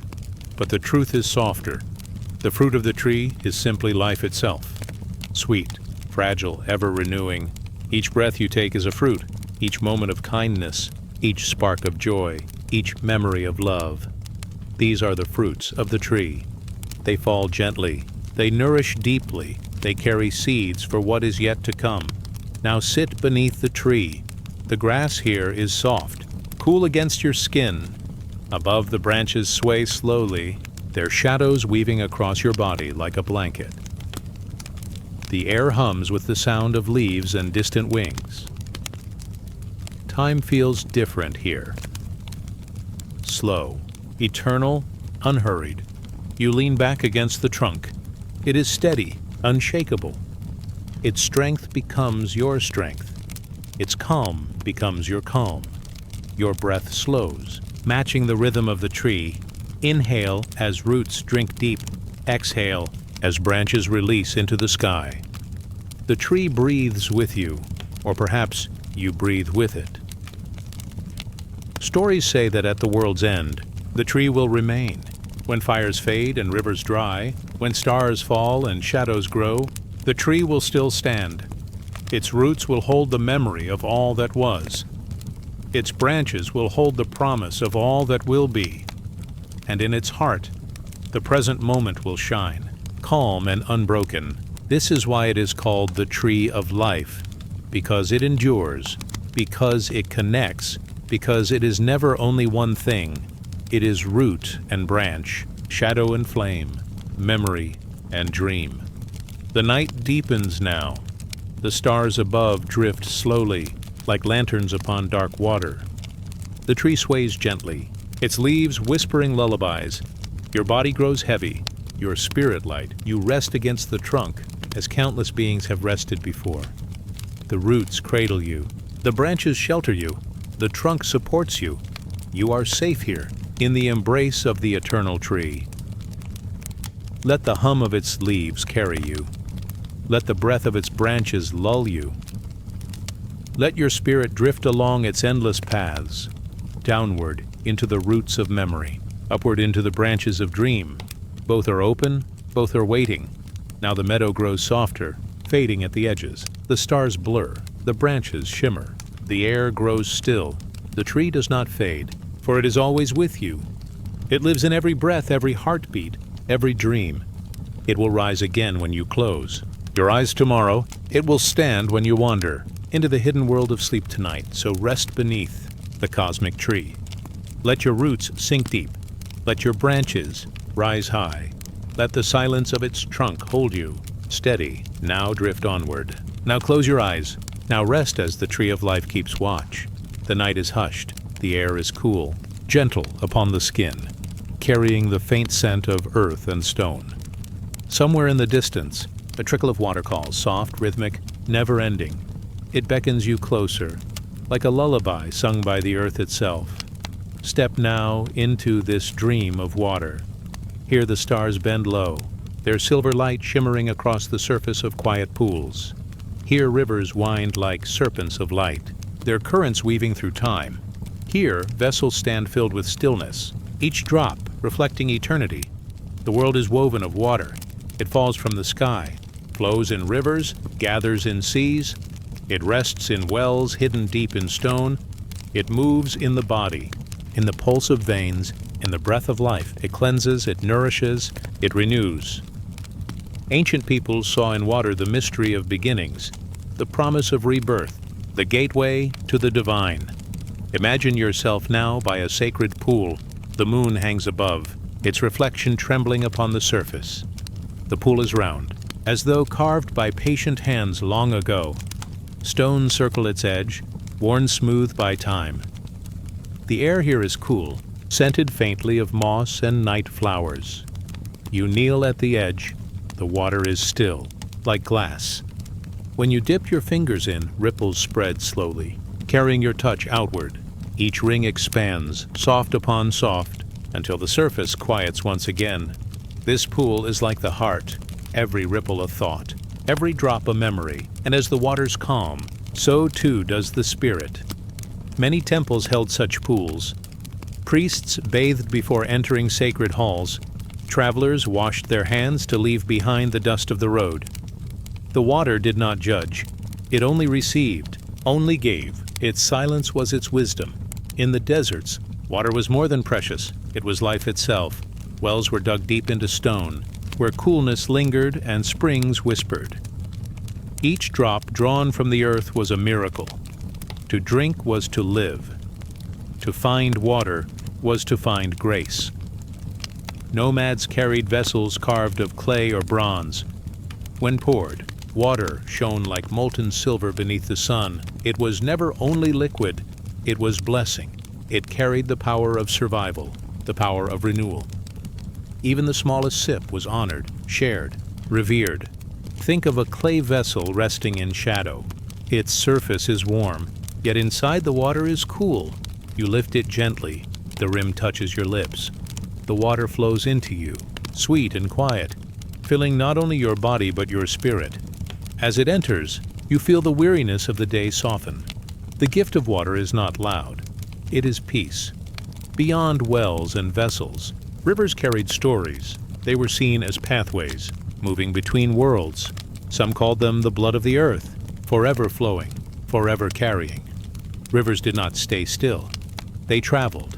They transformed. They carried seeds and stones. They shaped valleys and plains. To step into a river was to step into the movement of time itself. In Egypt, the Nile was sacred. It rose and fell with the rhythm of the stars, flooding the land with fertile silt. Each flood was a new beginning, the turning of the wheel of life. Without the Nile, there was only desert. With it, there was harvest, abundance, joy. In India, rivers were seen as goddesses. To bathe in them was to be washed of sorrow, to be cleansed of shadow. Each current carried prayers. Each wave was a hymn. To pour ashes into the river was to release the soul, letting it drift toward freedom. Stand now upon the bank of such a river. The current glimmers in starlight. It whispers, it sings, it invites. You step forward, letting the water curl around your feet. It is cool, alive, flowing. It carries away heaviness, leaving only lightness behind. Water was not only seen as cleansing, but also as a veil between realms. In many stories, spirits crossed rivers to reach the afterlife.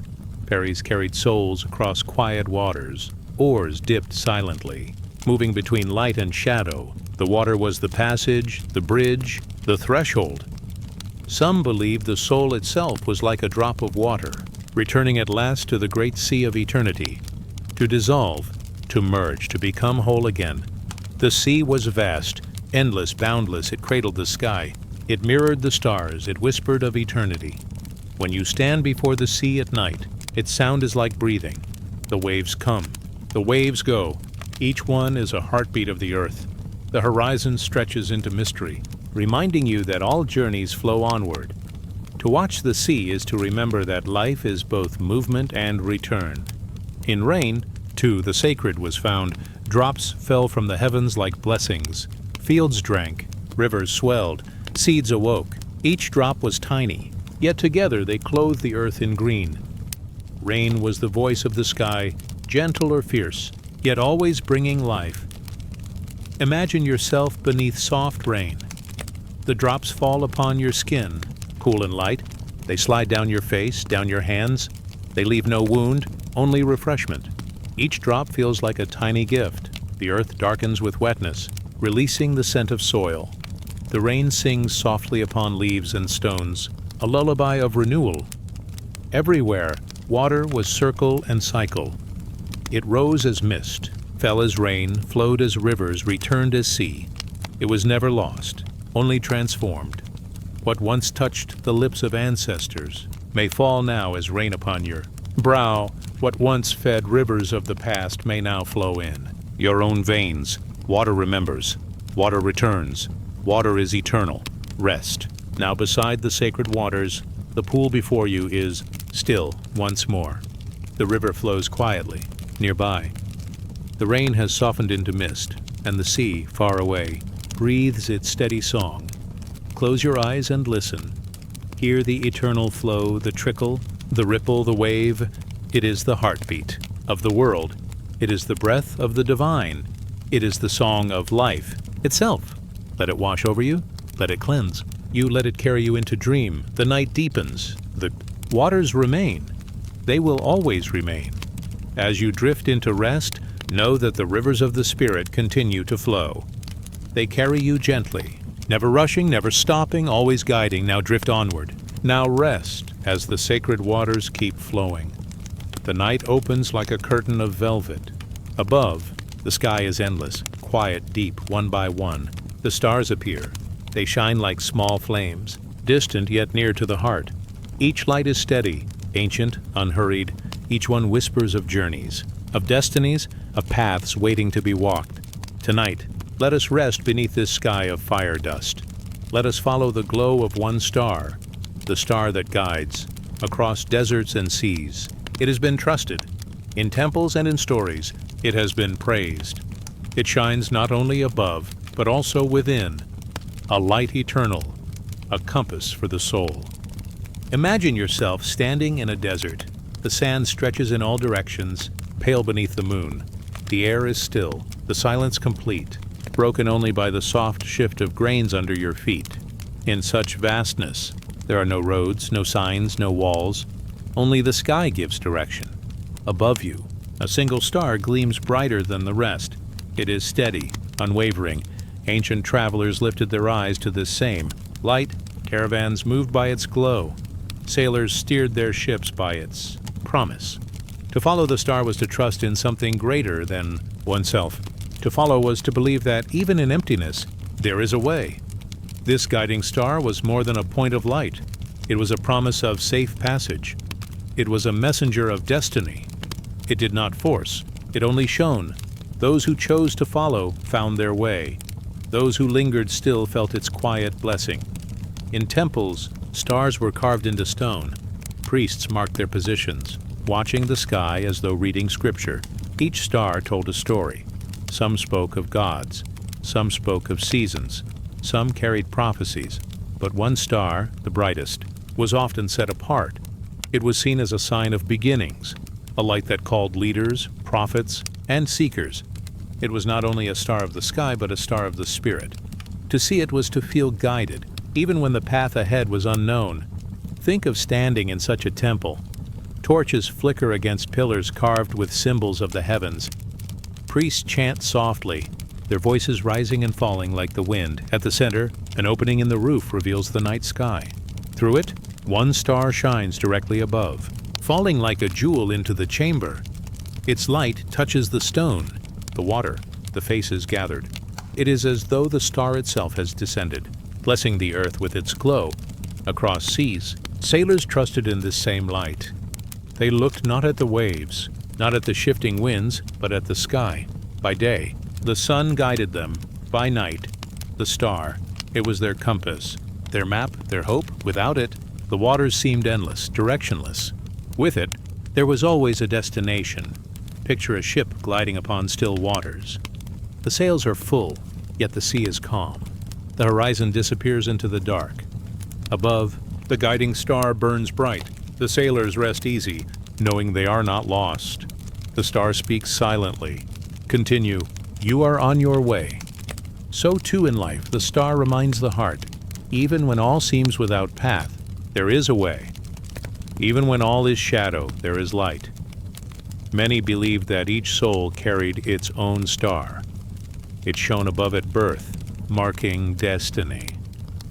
Some stars flickered briefly, some for long ages, but each was unique. The heavens were seen as a great tapestry of souls. To look up at night was to look upon countless journeys, countless lives, countless hopes. The guiding star, then, was not only a point in the sky, it was also a reflection within. Every person held a spark of that eternal fire. Every heart could shine, steady and bright for others to follow. In this way, a mother was a star for her child, a teacher was a star for the student, a friend was a star for the weary traveler. The light passed on, ever guiding, ever steady. In some myths, stars were thought to be messengers. They carried prayers upward, carried blessings downward. When one shone brighter, it was seen as a sign. When one fell, it was taken as a message, a bridge between the human and the divine. Think now of lying upon soft grass. The night stretches above you, vast and endless. A shooting star crosses the sky, brief yet radiant.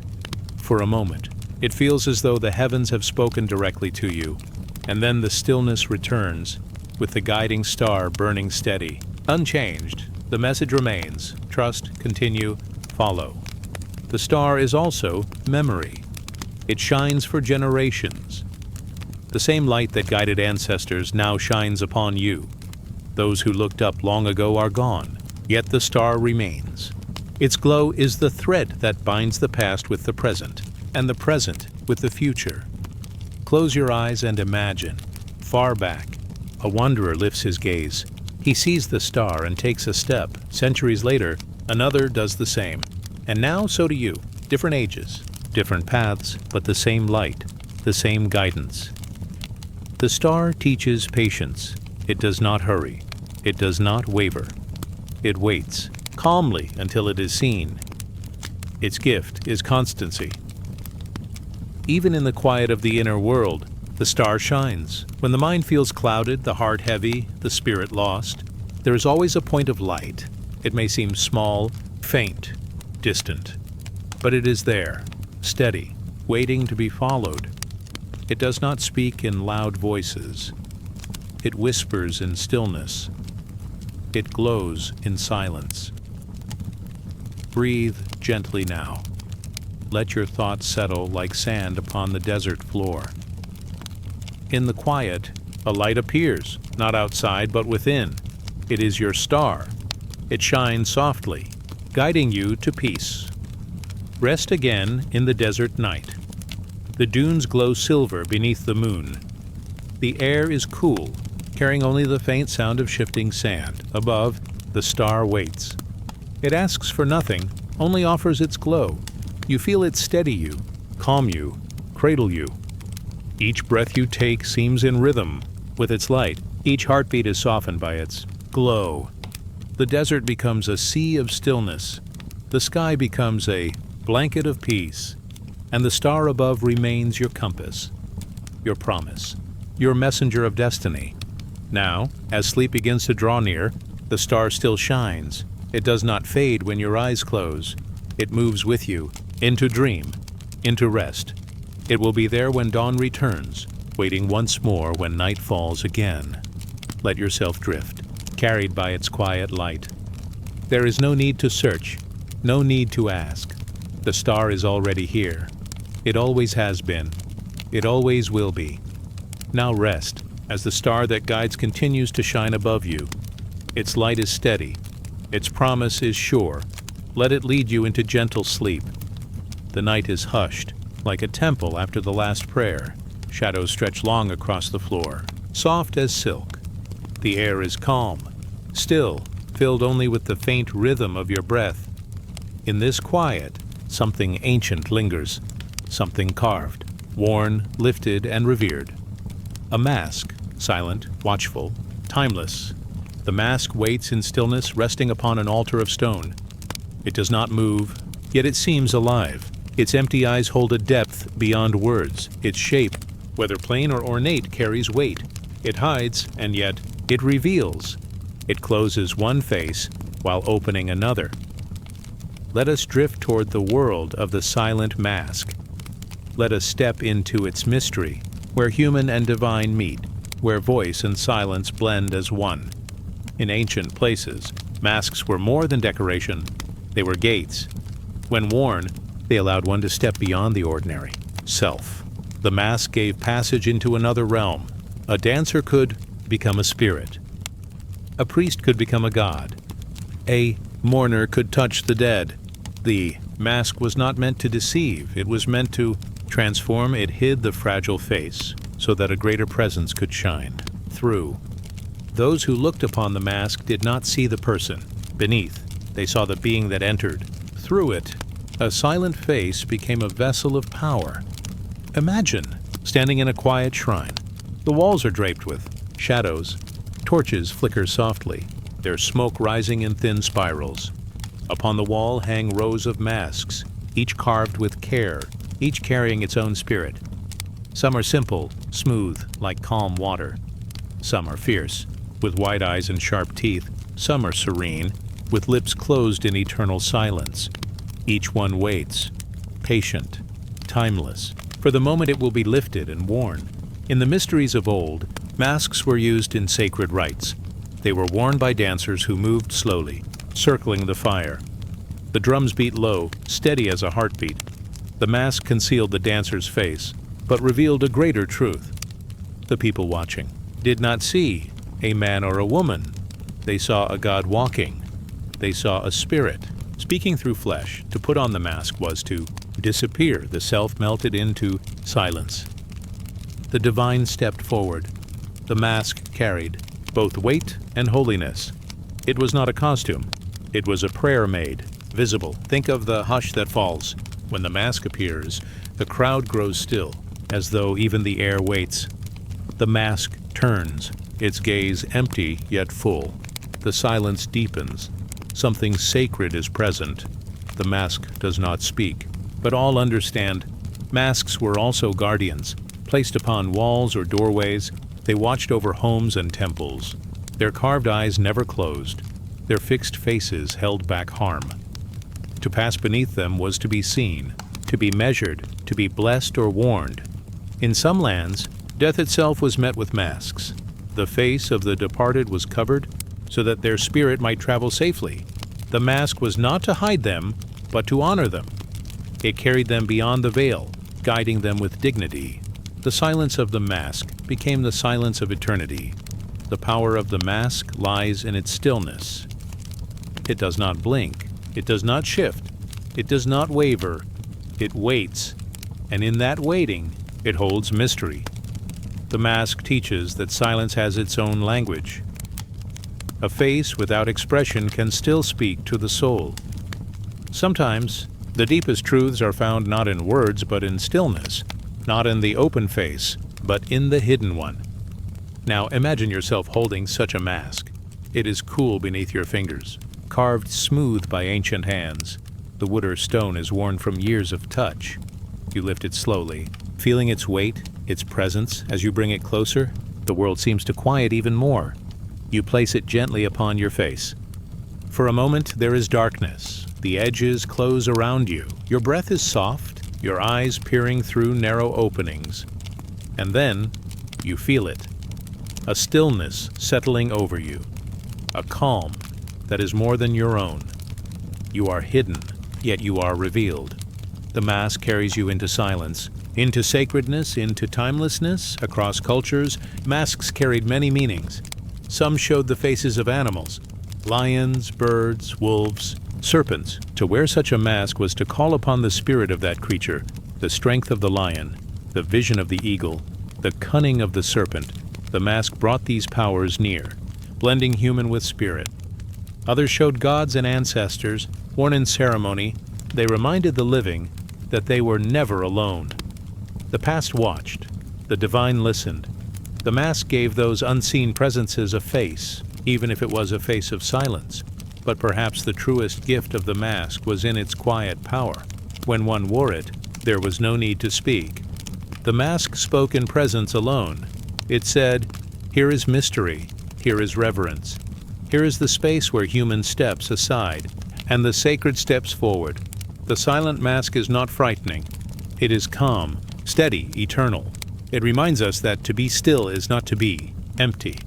To be silent is not to be absent within. The silence lies a depth too great for words. Now, rest in this silence. Picture the mask glowing softly in firelight. Its eyes are calm, its lips unmoving. It does not demand, it does not judge. It simply waits, as it always has. In its stillness, you find peace. In its silence, you find rest. The mask becomes like night itself, covering, yet gentle, hiding, yet protecting, silent, yet filled with presence. It wraps around you as the sky wraps. Around the earth, it watches as stars slowly turn. Overhead, it listens as the breath of the world flows quietly on. Let the silence of the mask be your comfort. Let it remind you that you need not hold words or thoughts or burdens tonight. You may lay them down. You may rest behind the gentle covering of stillness. The mask keeps watch as you drift. Now the torches fade. The shrine grows darker.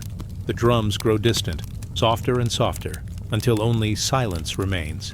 The mask rests once more upon the altar, calm and eternal, and you rest with it, hidden in peace, carried in quiet, drifting into dream. Now rest as the stars return. Now rest as the silent mask guards your sleep. The night opens gently, like a scroll unrolled beneath the stars. The air is hushed, carrying only the faint song of wind. A candle flickers in the distance, its glow soft and steady. In this quiet, a pattern begins to appear, not written with ink, not carved in stone, but woven in silence. A knot endless, unbroken, without beginning or end. It rests in the imagination of the ancients. It appears on temple walls, on sacred cloths, on charms placed close to the heart. The knot carries no single meaning, yet it speaks to all. It tells of love that never fades, of bonds that hold across distance and time, of the great circle of existence woven tighter than thread. Let us walk slowly toward this knot.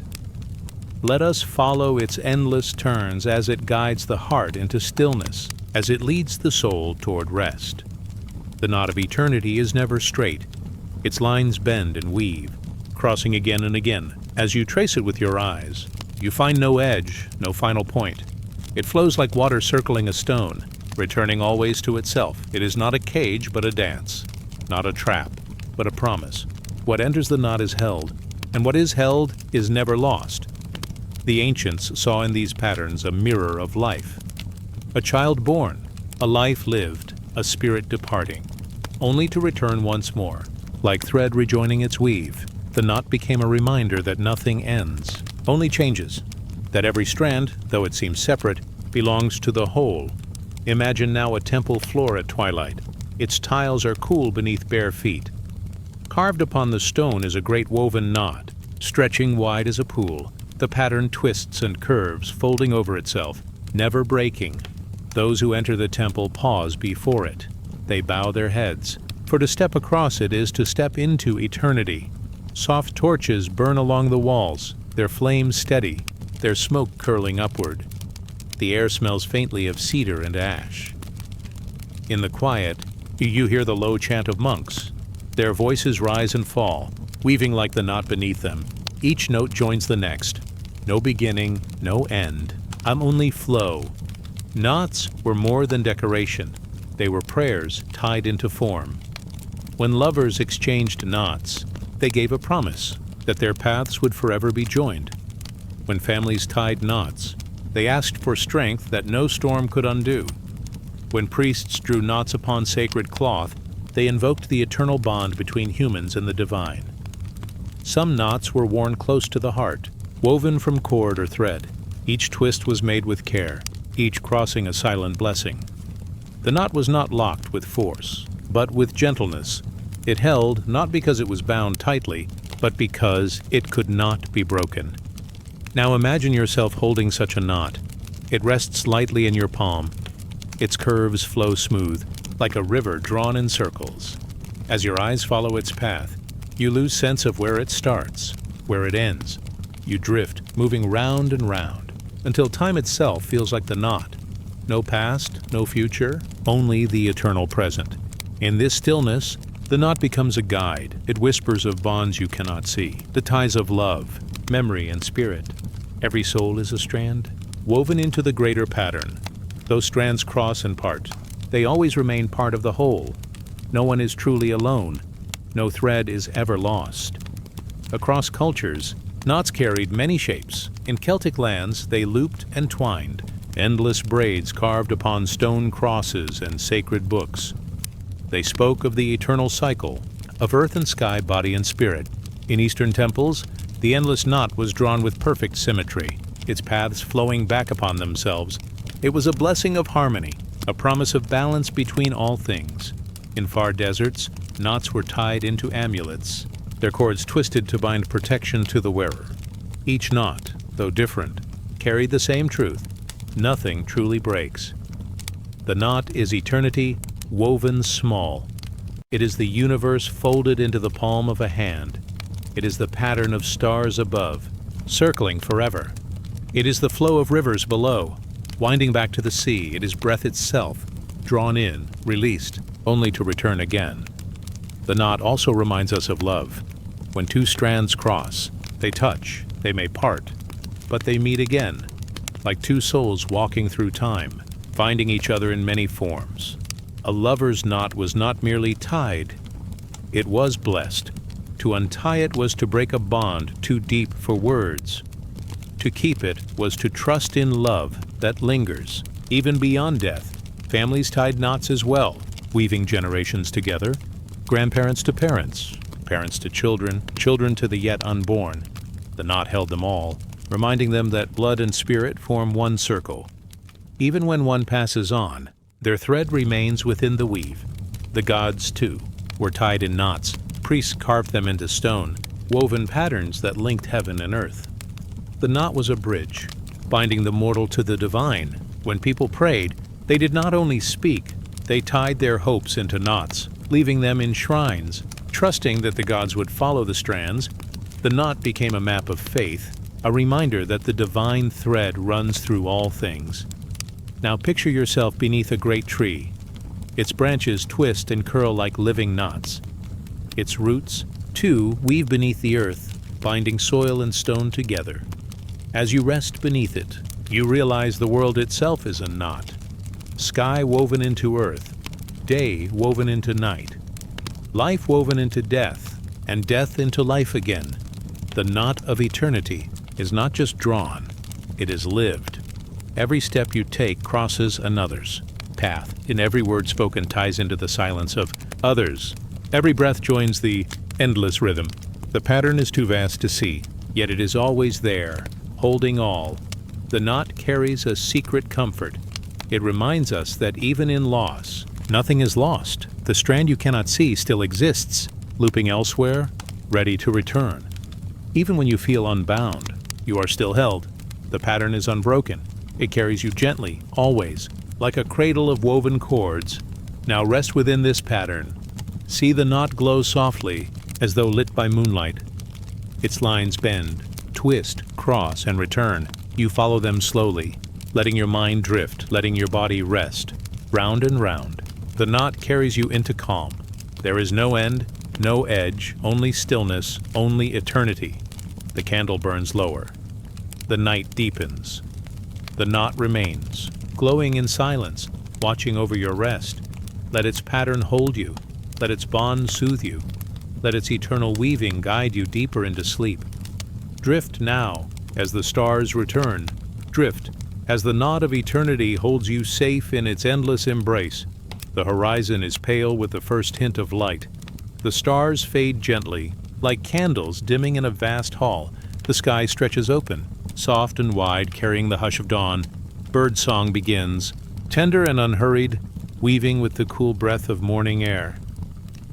In this sacred hour, when night leans into day, the ancients felt the closeness of spirit. They believed the gods walked nearer to the earth, and often these gods were not alone. They came with companions, creatures of feather, fur, and scale. Sacred animals who carried their strength, their wisdom, their mystery. Let us drift among these animals now. Let us move slowly, as if stepping through a temple garden at sunrise. One by one, they appear before us, not fierce, not wild, but calm, luminous symbols of dawn. First, the bull steps forth. Its form is steady, broad, and shining like bronze in the new light. Its breath rises in clouds against the cool morning air. To the ancients, the bull was strength made living. Its muscles spoke of harvest fields plowed, of villages nourished, of temples raised stone by stone. In Mesopotamia, the bull was linked with the sky god, keeper of thunder.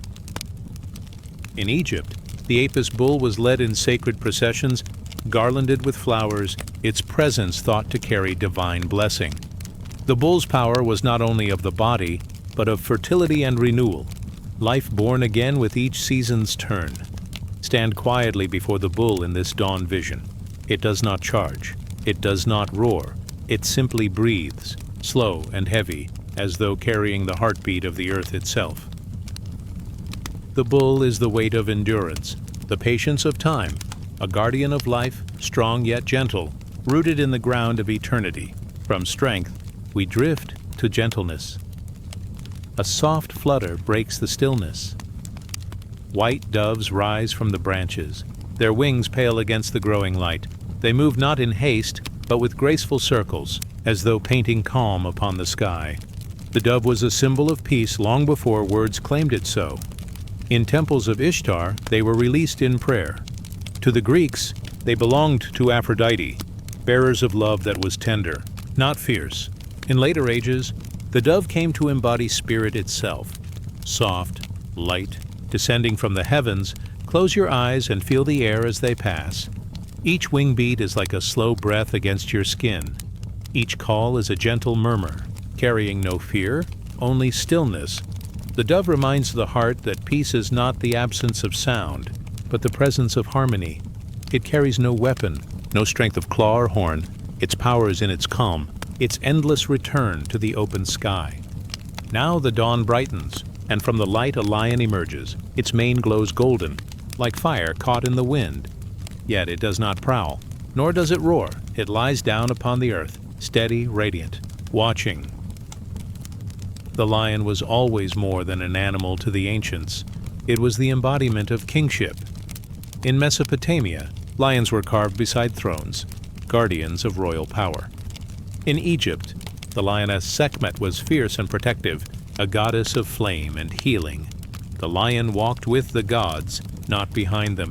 Its strength was their strength, its courage their own. Yet here, in this vision of dawn, the lion is at rest. It yawns, its teeth sharp as stone, then lowers its head upon its paws. The lesson is quiet. True power does not need to shout. True strength can rest. Like the sun itself, the lion does not chase, it simply rises, and the world bows to its light. As the lion settles, the night's last shadows drift like a veil. From that veil, an owl glides silently. Its wings do not stir the air. It lands upon a branch with eyes wide, golden and still. The owl was wisdom made feathered. In Greece, it was the companion of Athena, goddess of clarity and thought. Its gaze pierced the dark, seeing what others could not. The owl was feared by some, revered by others, but always it was a guide, a creature who moved between night and day, between mystery and understanding. Imagine its eyes upon you now. They do not judge. They do not close. They hold the patience of the unseen. The owl teaches that knowledge is not noise, but silence. Wisdom is not found in speaking, but in seeing. And so it waits, calm, a sentinel of the mind. Dawn deepens, the sky grows gold. From the east, a horse steps forward. Its coat shines like polished stone. Its breath forms clouds as it moves. Slow, steady, strong. The horse was beloved across the earth. It carried warriors into battle, kings into ceremony, traders into distant lands.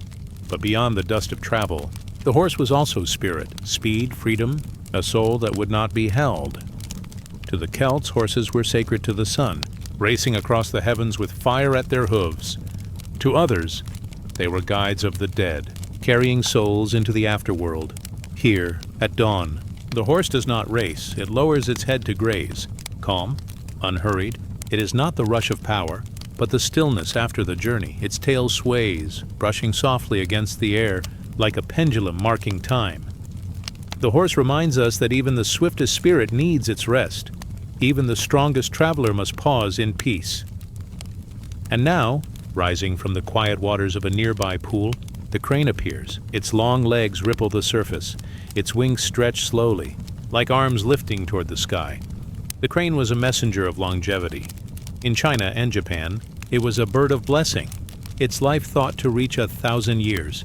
Its flight was not hurried but graceful, each motion drawn like calligraphy across the heavens. Watch as it stands in stillness, one leg tucked beneath, its gaze fixed upon the horizon. The crane does not chase the dawn. It waits for the light to come. Its lesson is patience, the kind that outlasts centuries, the kind that sees time not as fleeting, but eternal. More animals appear as dawn opens wide. The cat, sleek and watchful, sacred in Egypt, keeper of home and mystery. The serpent, winding through shadow, not only feared but honored as symbol of rebirth, shedding skin to rise anew. The stag, antlers reaching like branches, sacred in forests of the north, seen as a doorway between worlds. Each one carried a truth, a piece of the divine folded into form. To the ancients, animals were not lesser. They were mirrors of the gods, reflections of spirit upon the earth. They moved in symbols, each step a lesson, each call a hymn. To see them was to glimpse eternity dressed in feather, fur, or scale. Now the temple of dawn is full. The bull rests, steady as stone. The doves circle gently, painting the air with peace. The lion reclines in gold silence. The owl watches with eternal eyes. The horse breathes softly, its journey at pause. The crane stands upon the water, patient and tall. Around them gather the others, quiet in their presence, each carrying the soul of the sacred. And you, too, are here among them. You feel the still strength of the bull, the calming breath of the radiant courage of the lion, the silent wisdom of the owl, the patient spirit of the horse, the eternal grace of the crane. Each quality rests within you, waiting, woven into your own being. The light of morning grows stronger, yet soft. The stars retreat, but the animals of dawn remain, lingering in your memory. They are not gone. They walk beside you, unseen yet present companions in the journey of spirit. Rest now, as their lessons settle like feathers around you. Rest, as their strength, wisdom, and calm weave gently into your heart. The dawn has spoken, not in thunder, but in stillness, and in that stillness, you are safe, held, eternal. Let us drift onward, into the quiet day. Now rest as the sacred animals of the dawn keep their watch. The night is soft. The stars linger like quiet sparks scattered across a deep velvet sky. The air is cool, carrying the gentle hush of silence before dawn. You stand in the vision of a temple courtyard, where shadows rest beside pillars, and a single flame flickers in the stillness. Before you lies an altar. Upon it rests a vessel. It is simple in shape, yet radiant in presence. It may be a chalice of bronze, a bowl of clay, or an urn carved of stone. It does not matter which, for in every age, in every land, the vessel was more than what it seemed. It was the open hand of humanity, lifted toward the unseen. Long ago, when the first fires burned in caves and the first prayers rose into night, vessels were shaped by hand, soft clay pressed by fingertips, smoothed with water, hardened in flame. The people who made them were not only creating containers for grain or drink, they were shaping a bridge, an object that could carry what words could not. To pour into the vessel was to speak without. Speaking, it was to let the heart spill gently into form, wine, milk, honey, or oil. Each drop was more than substance. Each was a whisper, a plea, a thank you, a surrender. The vessel became the keeper of prayers, too fragile for the wind. In Egypt, great jars of alabaster were carried into tombs. They held not only oils and perfumes, but also the hope that the spirit would find comfort in the other world. The urn was a companion on the journey of the soul, a promise that the departed were not forgotten. Each vessel was carved with symbols, stories etched upon its surface like dreams made visible. In Greece, the kylix, the wide, shallow cup, was lifted in feasts. Wine filled its circle, and to drink was not only joy, but communion. The act was sacred, a meeting of the mortal with the divine. The vessel became a stage upon which gods and mortals shared presence, and in temples across the east, bowls of brass and clay caught offerings of rice, of flowers, of incense ash, each one a gesture of giving, a quiet hand extended into the vastness of eternity. The vessel has always been a symbol of the heart. Empty, it waits with openness. Filled, it gives with abundance. It teaches that what matters is not its form, but the space within. The hollow is its holiness. The emptiness is its gift. Think of the bowl in the hands of a monk, walking through quiet streets. The vessel is empty, yet it gathers food, kindness, compassion from strangers. It becomes a mirror of giving, both offered and received. Think of the chalice in the hands of a priest, lifted before the glow of candles. The cup shines not with metal, but with the faith poured into it by countless hearts. It is not only a cup, it is memory, longing, and unity in liquid form. Think of the simple clay bowl upon a home altar, filled with water. The water reflects the flame of a candle, making light dance upon its surface. It is small, yet it contains infinity. The vessel is also the self. You are a vessel. Your body holds breath. Your heart holds love. Your spirit holds wonder like the urn. You are shaped by time, like the bowl. You carry what is given. Like the chalice, you may be lifted in offering, giving of yourself to the world, and just as vessels are sometimes emptied, so too must you sometimes release. To pour out grief, to pour out longing, is not to lose, but to make space again. The empty vessel is never wasted. It is only waiting to be filled anew. In India, vessels of water were poured out to honor the sun at dawn. The stream that flowed from the small copper pot was like a prayer made visible, a ribbon of devotion that joined earth to sky. The vessel did not keep what it held. It let it flow. So, too, the spirit finds life not in holding, but in offering. In ancient China, great bronze vessels, known as ding, stood upon 3 legs. They held not only food for ritual, but also the presence of ancestors. To cook in such a vessel was to invite the unseen to the table, to share a meal with eternity. The shape of the vessel itself became a symbol of authority, a reminder that to lead was to serve. And in the Americas, before the rise of great cities, simple bowls of clay held maize and cacao. The food within was life, and to offer it was to honor the spirit who gave it. Every vessel, humble or grand, was a prayer written not in words, but in substance. Picture again the vessel before you on the altar. Its surface glows in the soft flame. It is filled, not with water or wine, but with light itself. The vessel holds radiance, and yet it does not keep it. The light spills gently over its rim, flowing into the air, touching your hands, your face, your breath. This is the secret of the vessel: to hold without clutching, to give without loss, to carry the unseen into the world of the seen.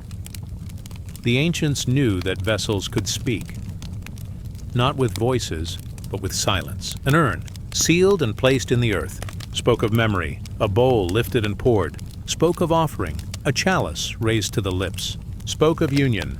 The language of vessels is soft, yet eternal. It is the language of the open hand. It is the language of giving. Let us walk, in vision, into a hall of vessels. They line the shelves, row upon row. Some are cracked, some whole, some plain, some painted with the colors of stars and rivers. Each one has held something precious. Each one carries the echo of prayers once whispered. You move slowly, your steps soundless. You pass a small clay bowl, its rim chipped, yet still beautiful. You pass a golden chalice, its surface shining, yet its hollow the same as the humblest vessel. You pass an urn, sealed with a lid, its silence deeper than words. At last, you come to a vessel that feels familiar. You do not know why, but its shape echoes your own spirit. Perhaps it is simple, perhaps ornate, perhaps of clay or stone, or shining metal. You lift it gently, and as you do, you feel that it is not empty. It is filled with something weightless, light, breath, spirit. You hold it close, and it glows softly in your hands. In this vision, you become the vessel. Your breath is the offering. Your heartbeat is the prayer. Your stillness is the gift. There is no need to speak, no need to strive, only to rest, open and full, carried by the eternal silence. Now the temple courtyard grows brighter. The flame flickers lower. The vessel before you remains, calm and glowing, keeper of light. It does not vanish, but rests in memory, waiting to be called upon again. The stars are gone. The sky is pale. The air is gentle, carrying the promise of day. You drift with the vessel's lesson in your heart, that to give is also to be filled, that to hold is also to release, that in every offering, spirit moves silently like water poured from bowl to earth, from heart to sky. Rest now. As the vessel rests, let your body be the chalice of peace. Let your breath be the bowl of calm. Let your spirit be the urn of memory and light. The offering is already complete. The silence already sacred. The vessel is eternal, and so are you. Let us drift onward into stillness. Now rest, as the vessel of offering continues to glow in the quiet of dawn. The night is quiet. The air is soft. A faint wind moves like a secret across the stones of an old temple courtyard. Lanterns burn low, their light not sharp but warm, as if whispering instead of speaking. And here, in the gentle hush of twilight, we return again to a place where story and spirit weave together like threads of silk. Close your eyes in the stillness. Imagine the wide hall of an ancient temple. The floor is cool beneath bare feet. The walls are carved with signs and circles, each one speaking of passage, of change, of something hidden yet waiting.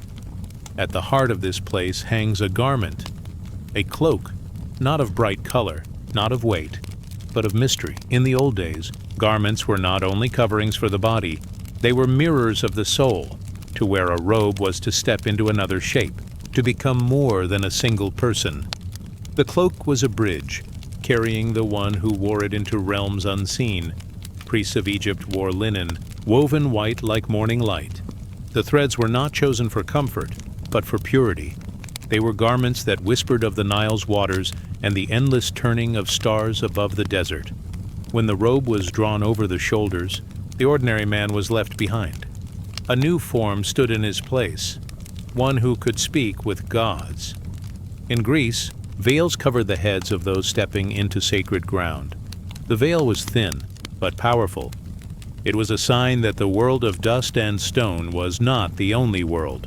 To lower the veil was to soften the eyes, to blur the lines of flesh and shadow, so that the divine could draw near. Among the Druids, cloaks were heavy with hoods, dark as the forest night. They wrapped the body in silence. They turned the face into shadow. When the hood was lifted, the man became something else, a vessel for wisdom, a voice for oak and sky. Every culture has known the garment as more than cloth. It is the symbol of change. The child in simple dress becomes the initiate in robes. The initiate in robes becomes the elder in mantle. Each fold of fabric, each knot of thread, is a step along the path of becoming. Think of the cloak as the cocoon. It covers, it hides, it protects, and within its folds, something unseen takes shape. As the caterpillar sleeps, wrapped in threads of silk, so too does the spirit rest beneath sacred cloth until it is ready to rise. The veil is the river's mist, hiding its waters. The robe is the cloud, covering the mountain's peak. The cloak is the shadow before dawn, soft, deep, mysterious, but beneath it all, the truth glows, waiting to be revealed. In temples of long ago, the ritual often began with silence. A garment was lifted. It was set upon the shoulders, and in that moment, one world fell away and another opened.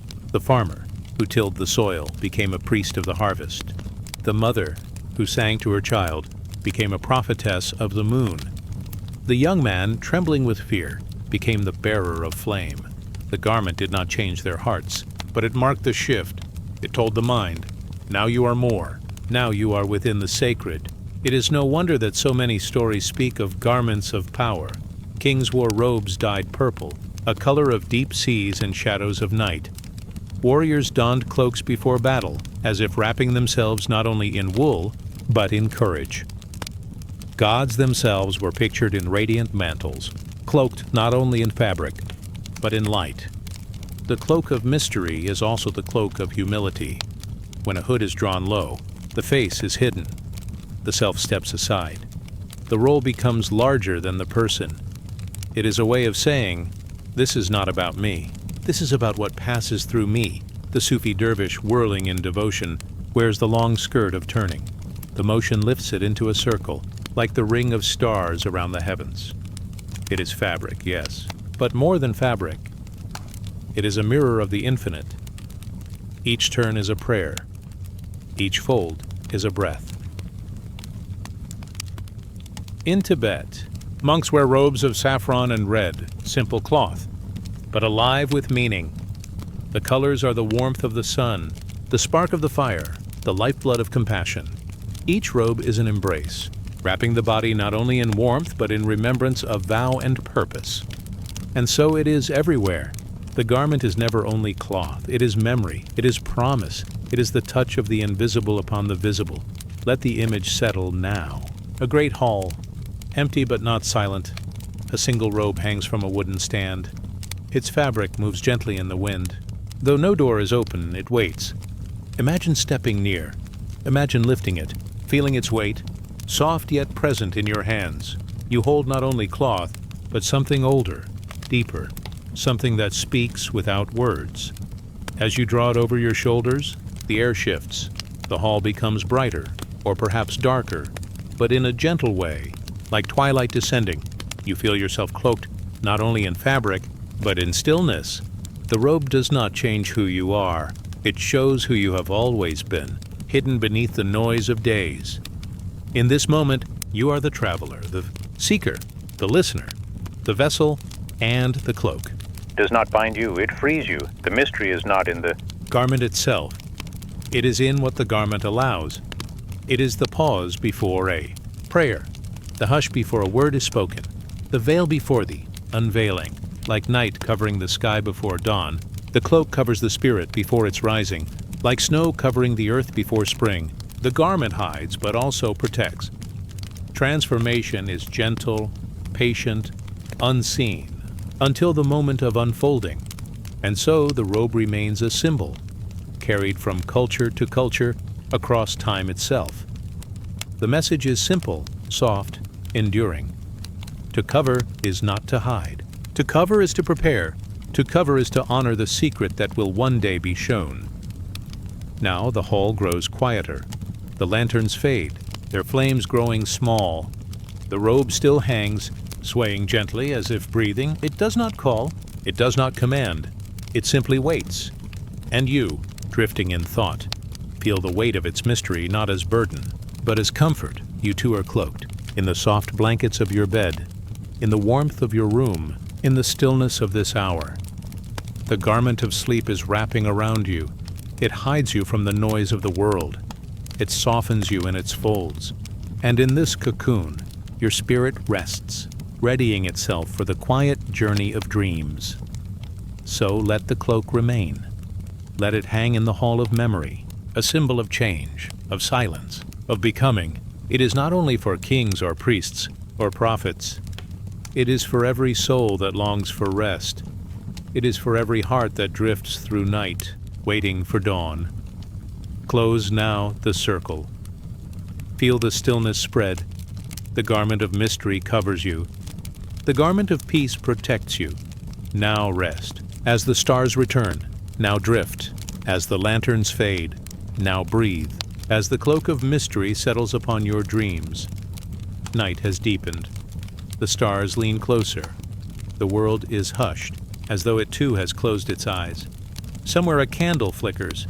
Its glow is small, yet steady. It warms the dark not with force, but with presence. And so we return to the oldest of symbols. Light. The flame that has never gone out. In the stillness of ancient temples, flames were always kept alive.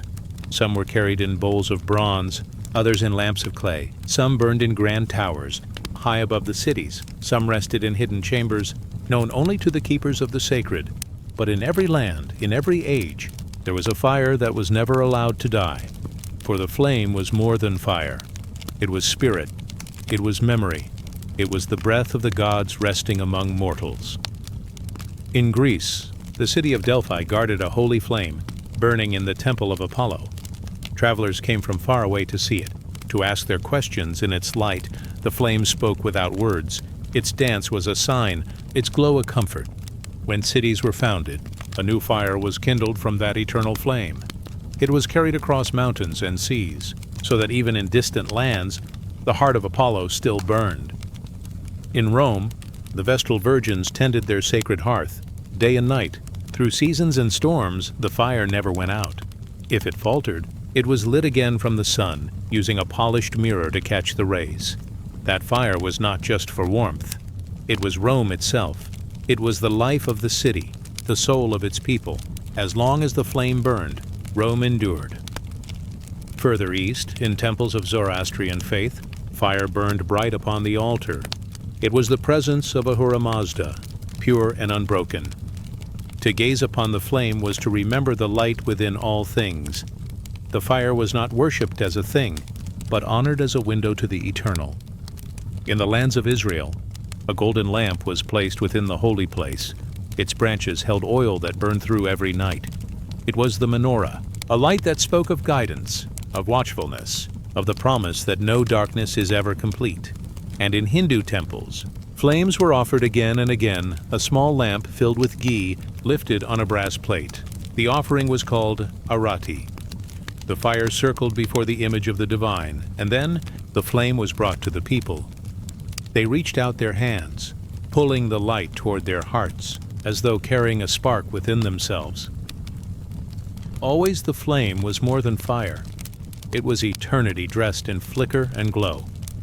It was a gentle reminder that even in the deepest night, something within us still shines. Think of the flame as breath. It rises, it falls, it trembles, it rests. Yet always, it returns. Think of the flame as the heartbeat, sometimes strong, sometimes soft, but never ceasing. Its rhythm is the hidden music of life. Think of the flame as hope, even when the air grows cold. Even when the sky is heavy, the small flame endures. And from the smallest spark, a whole fire can be born again. Imagine now a great hall, empty except for a single lamp. Its oil glows golden. The walls reflect its warmth. Shadows bend and soften in its circle of light. You walk closer, and the air feels alive. The flame welcomes without words. It does not demand. It simply is. This flame is not only before you, it is within you, for every soul carries a hidden lamp. It may burn bright or faint, but it never goes out, even in sorrow. It glows, even in silence it hums, even in sleep it guards. In myths of many lands, fire was the first gift. Prometheus stole it from the heavens, carrying it to humankind. With fire came warmth, food, and safety. But more than that, came the reminder that divine power rests in mortal hands. In other tales, lightning struck the earth, and from its blaze rose the first sacred flame. It was said that where fire touched, spirit entered. And so each hearth in each home was more than stone and ash. It was a temple in miniature. Families gathered around it. Stories were told beside it. Prayers were whispered into it. The hearth fire was the thread that tied generations together. From one flame, another was kindled, and so the light was passed, age after age. Consider for a moment how fragile a flame seems. A single breath could snuff it out. A drop of water could silence it. And yet, how strong it truly is. For thousands of years, through wars, through storms, through endless nights, humanity has kept the flame alive. It leaps from torch to torch, lamp to lamp, candle to candle, always passed on, never lost. So too with the spirit. It may seem small, delicate, trembling, but it is not weak. It is endless. It is the ember that refuses to fade. It is the glow that waits patiently, even beneath ashes. One touch, and it rises again. The eternal flame is not far away. It is here. It is in the gentle rise and fall of your breath. It is in the warmth at the center of your chest. It is in the quiet pulse that steadies you as you rest, even as you close your eyes, even as you drift. The flame remains. It will guide you through dreams. It will keep watch through the night. And when morning comes, it will rise with the sun, steady and faithful. Now picture the flame once more. See how it bends, how it dances. See how it softens the dark around it. The night does not end, yet it is changed. The flame does not conquer the darkness. It blesses it. It makes the shadows gentle. It makes the silence kind. And so the eternal flame is not only a symbol of power, it is a symbol of tenderness. It does not roar. It does not blind. It glows quietly, faithfully, forever. The old stories remind us, when you feel lost, return to the flame. When you feel weary, sit by its glow. When you feel small, remember that even the smallest spark carries eternity within it. You are that spark. Your breath, your being, your gentle presence, each is a flame.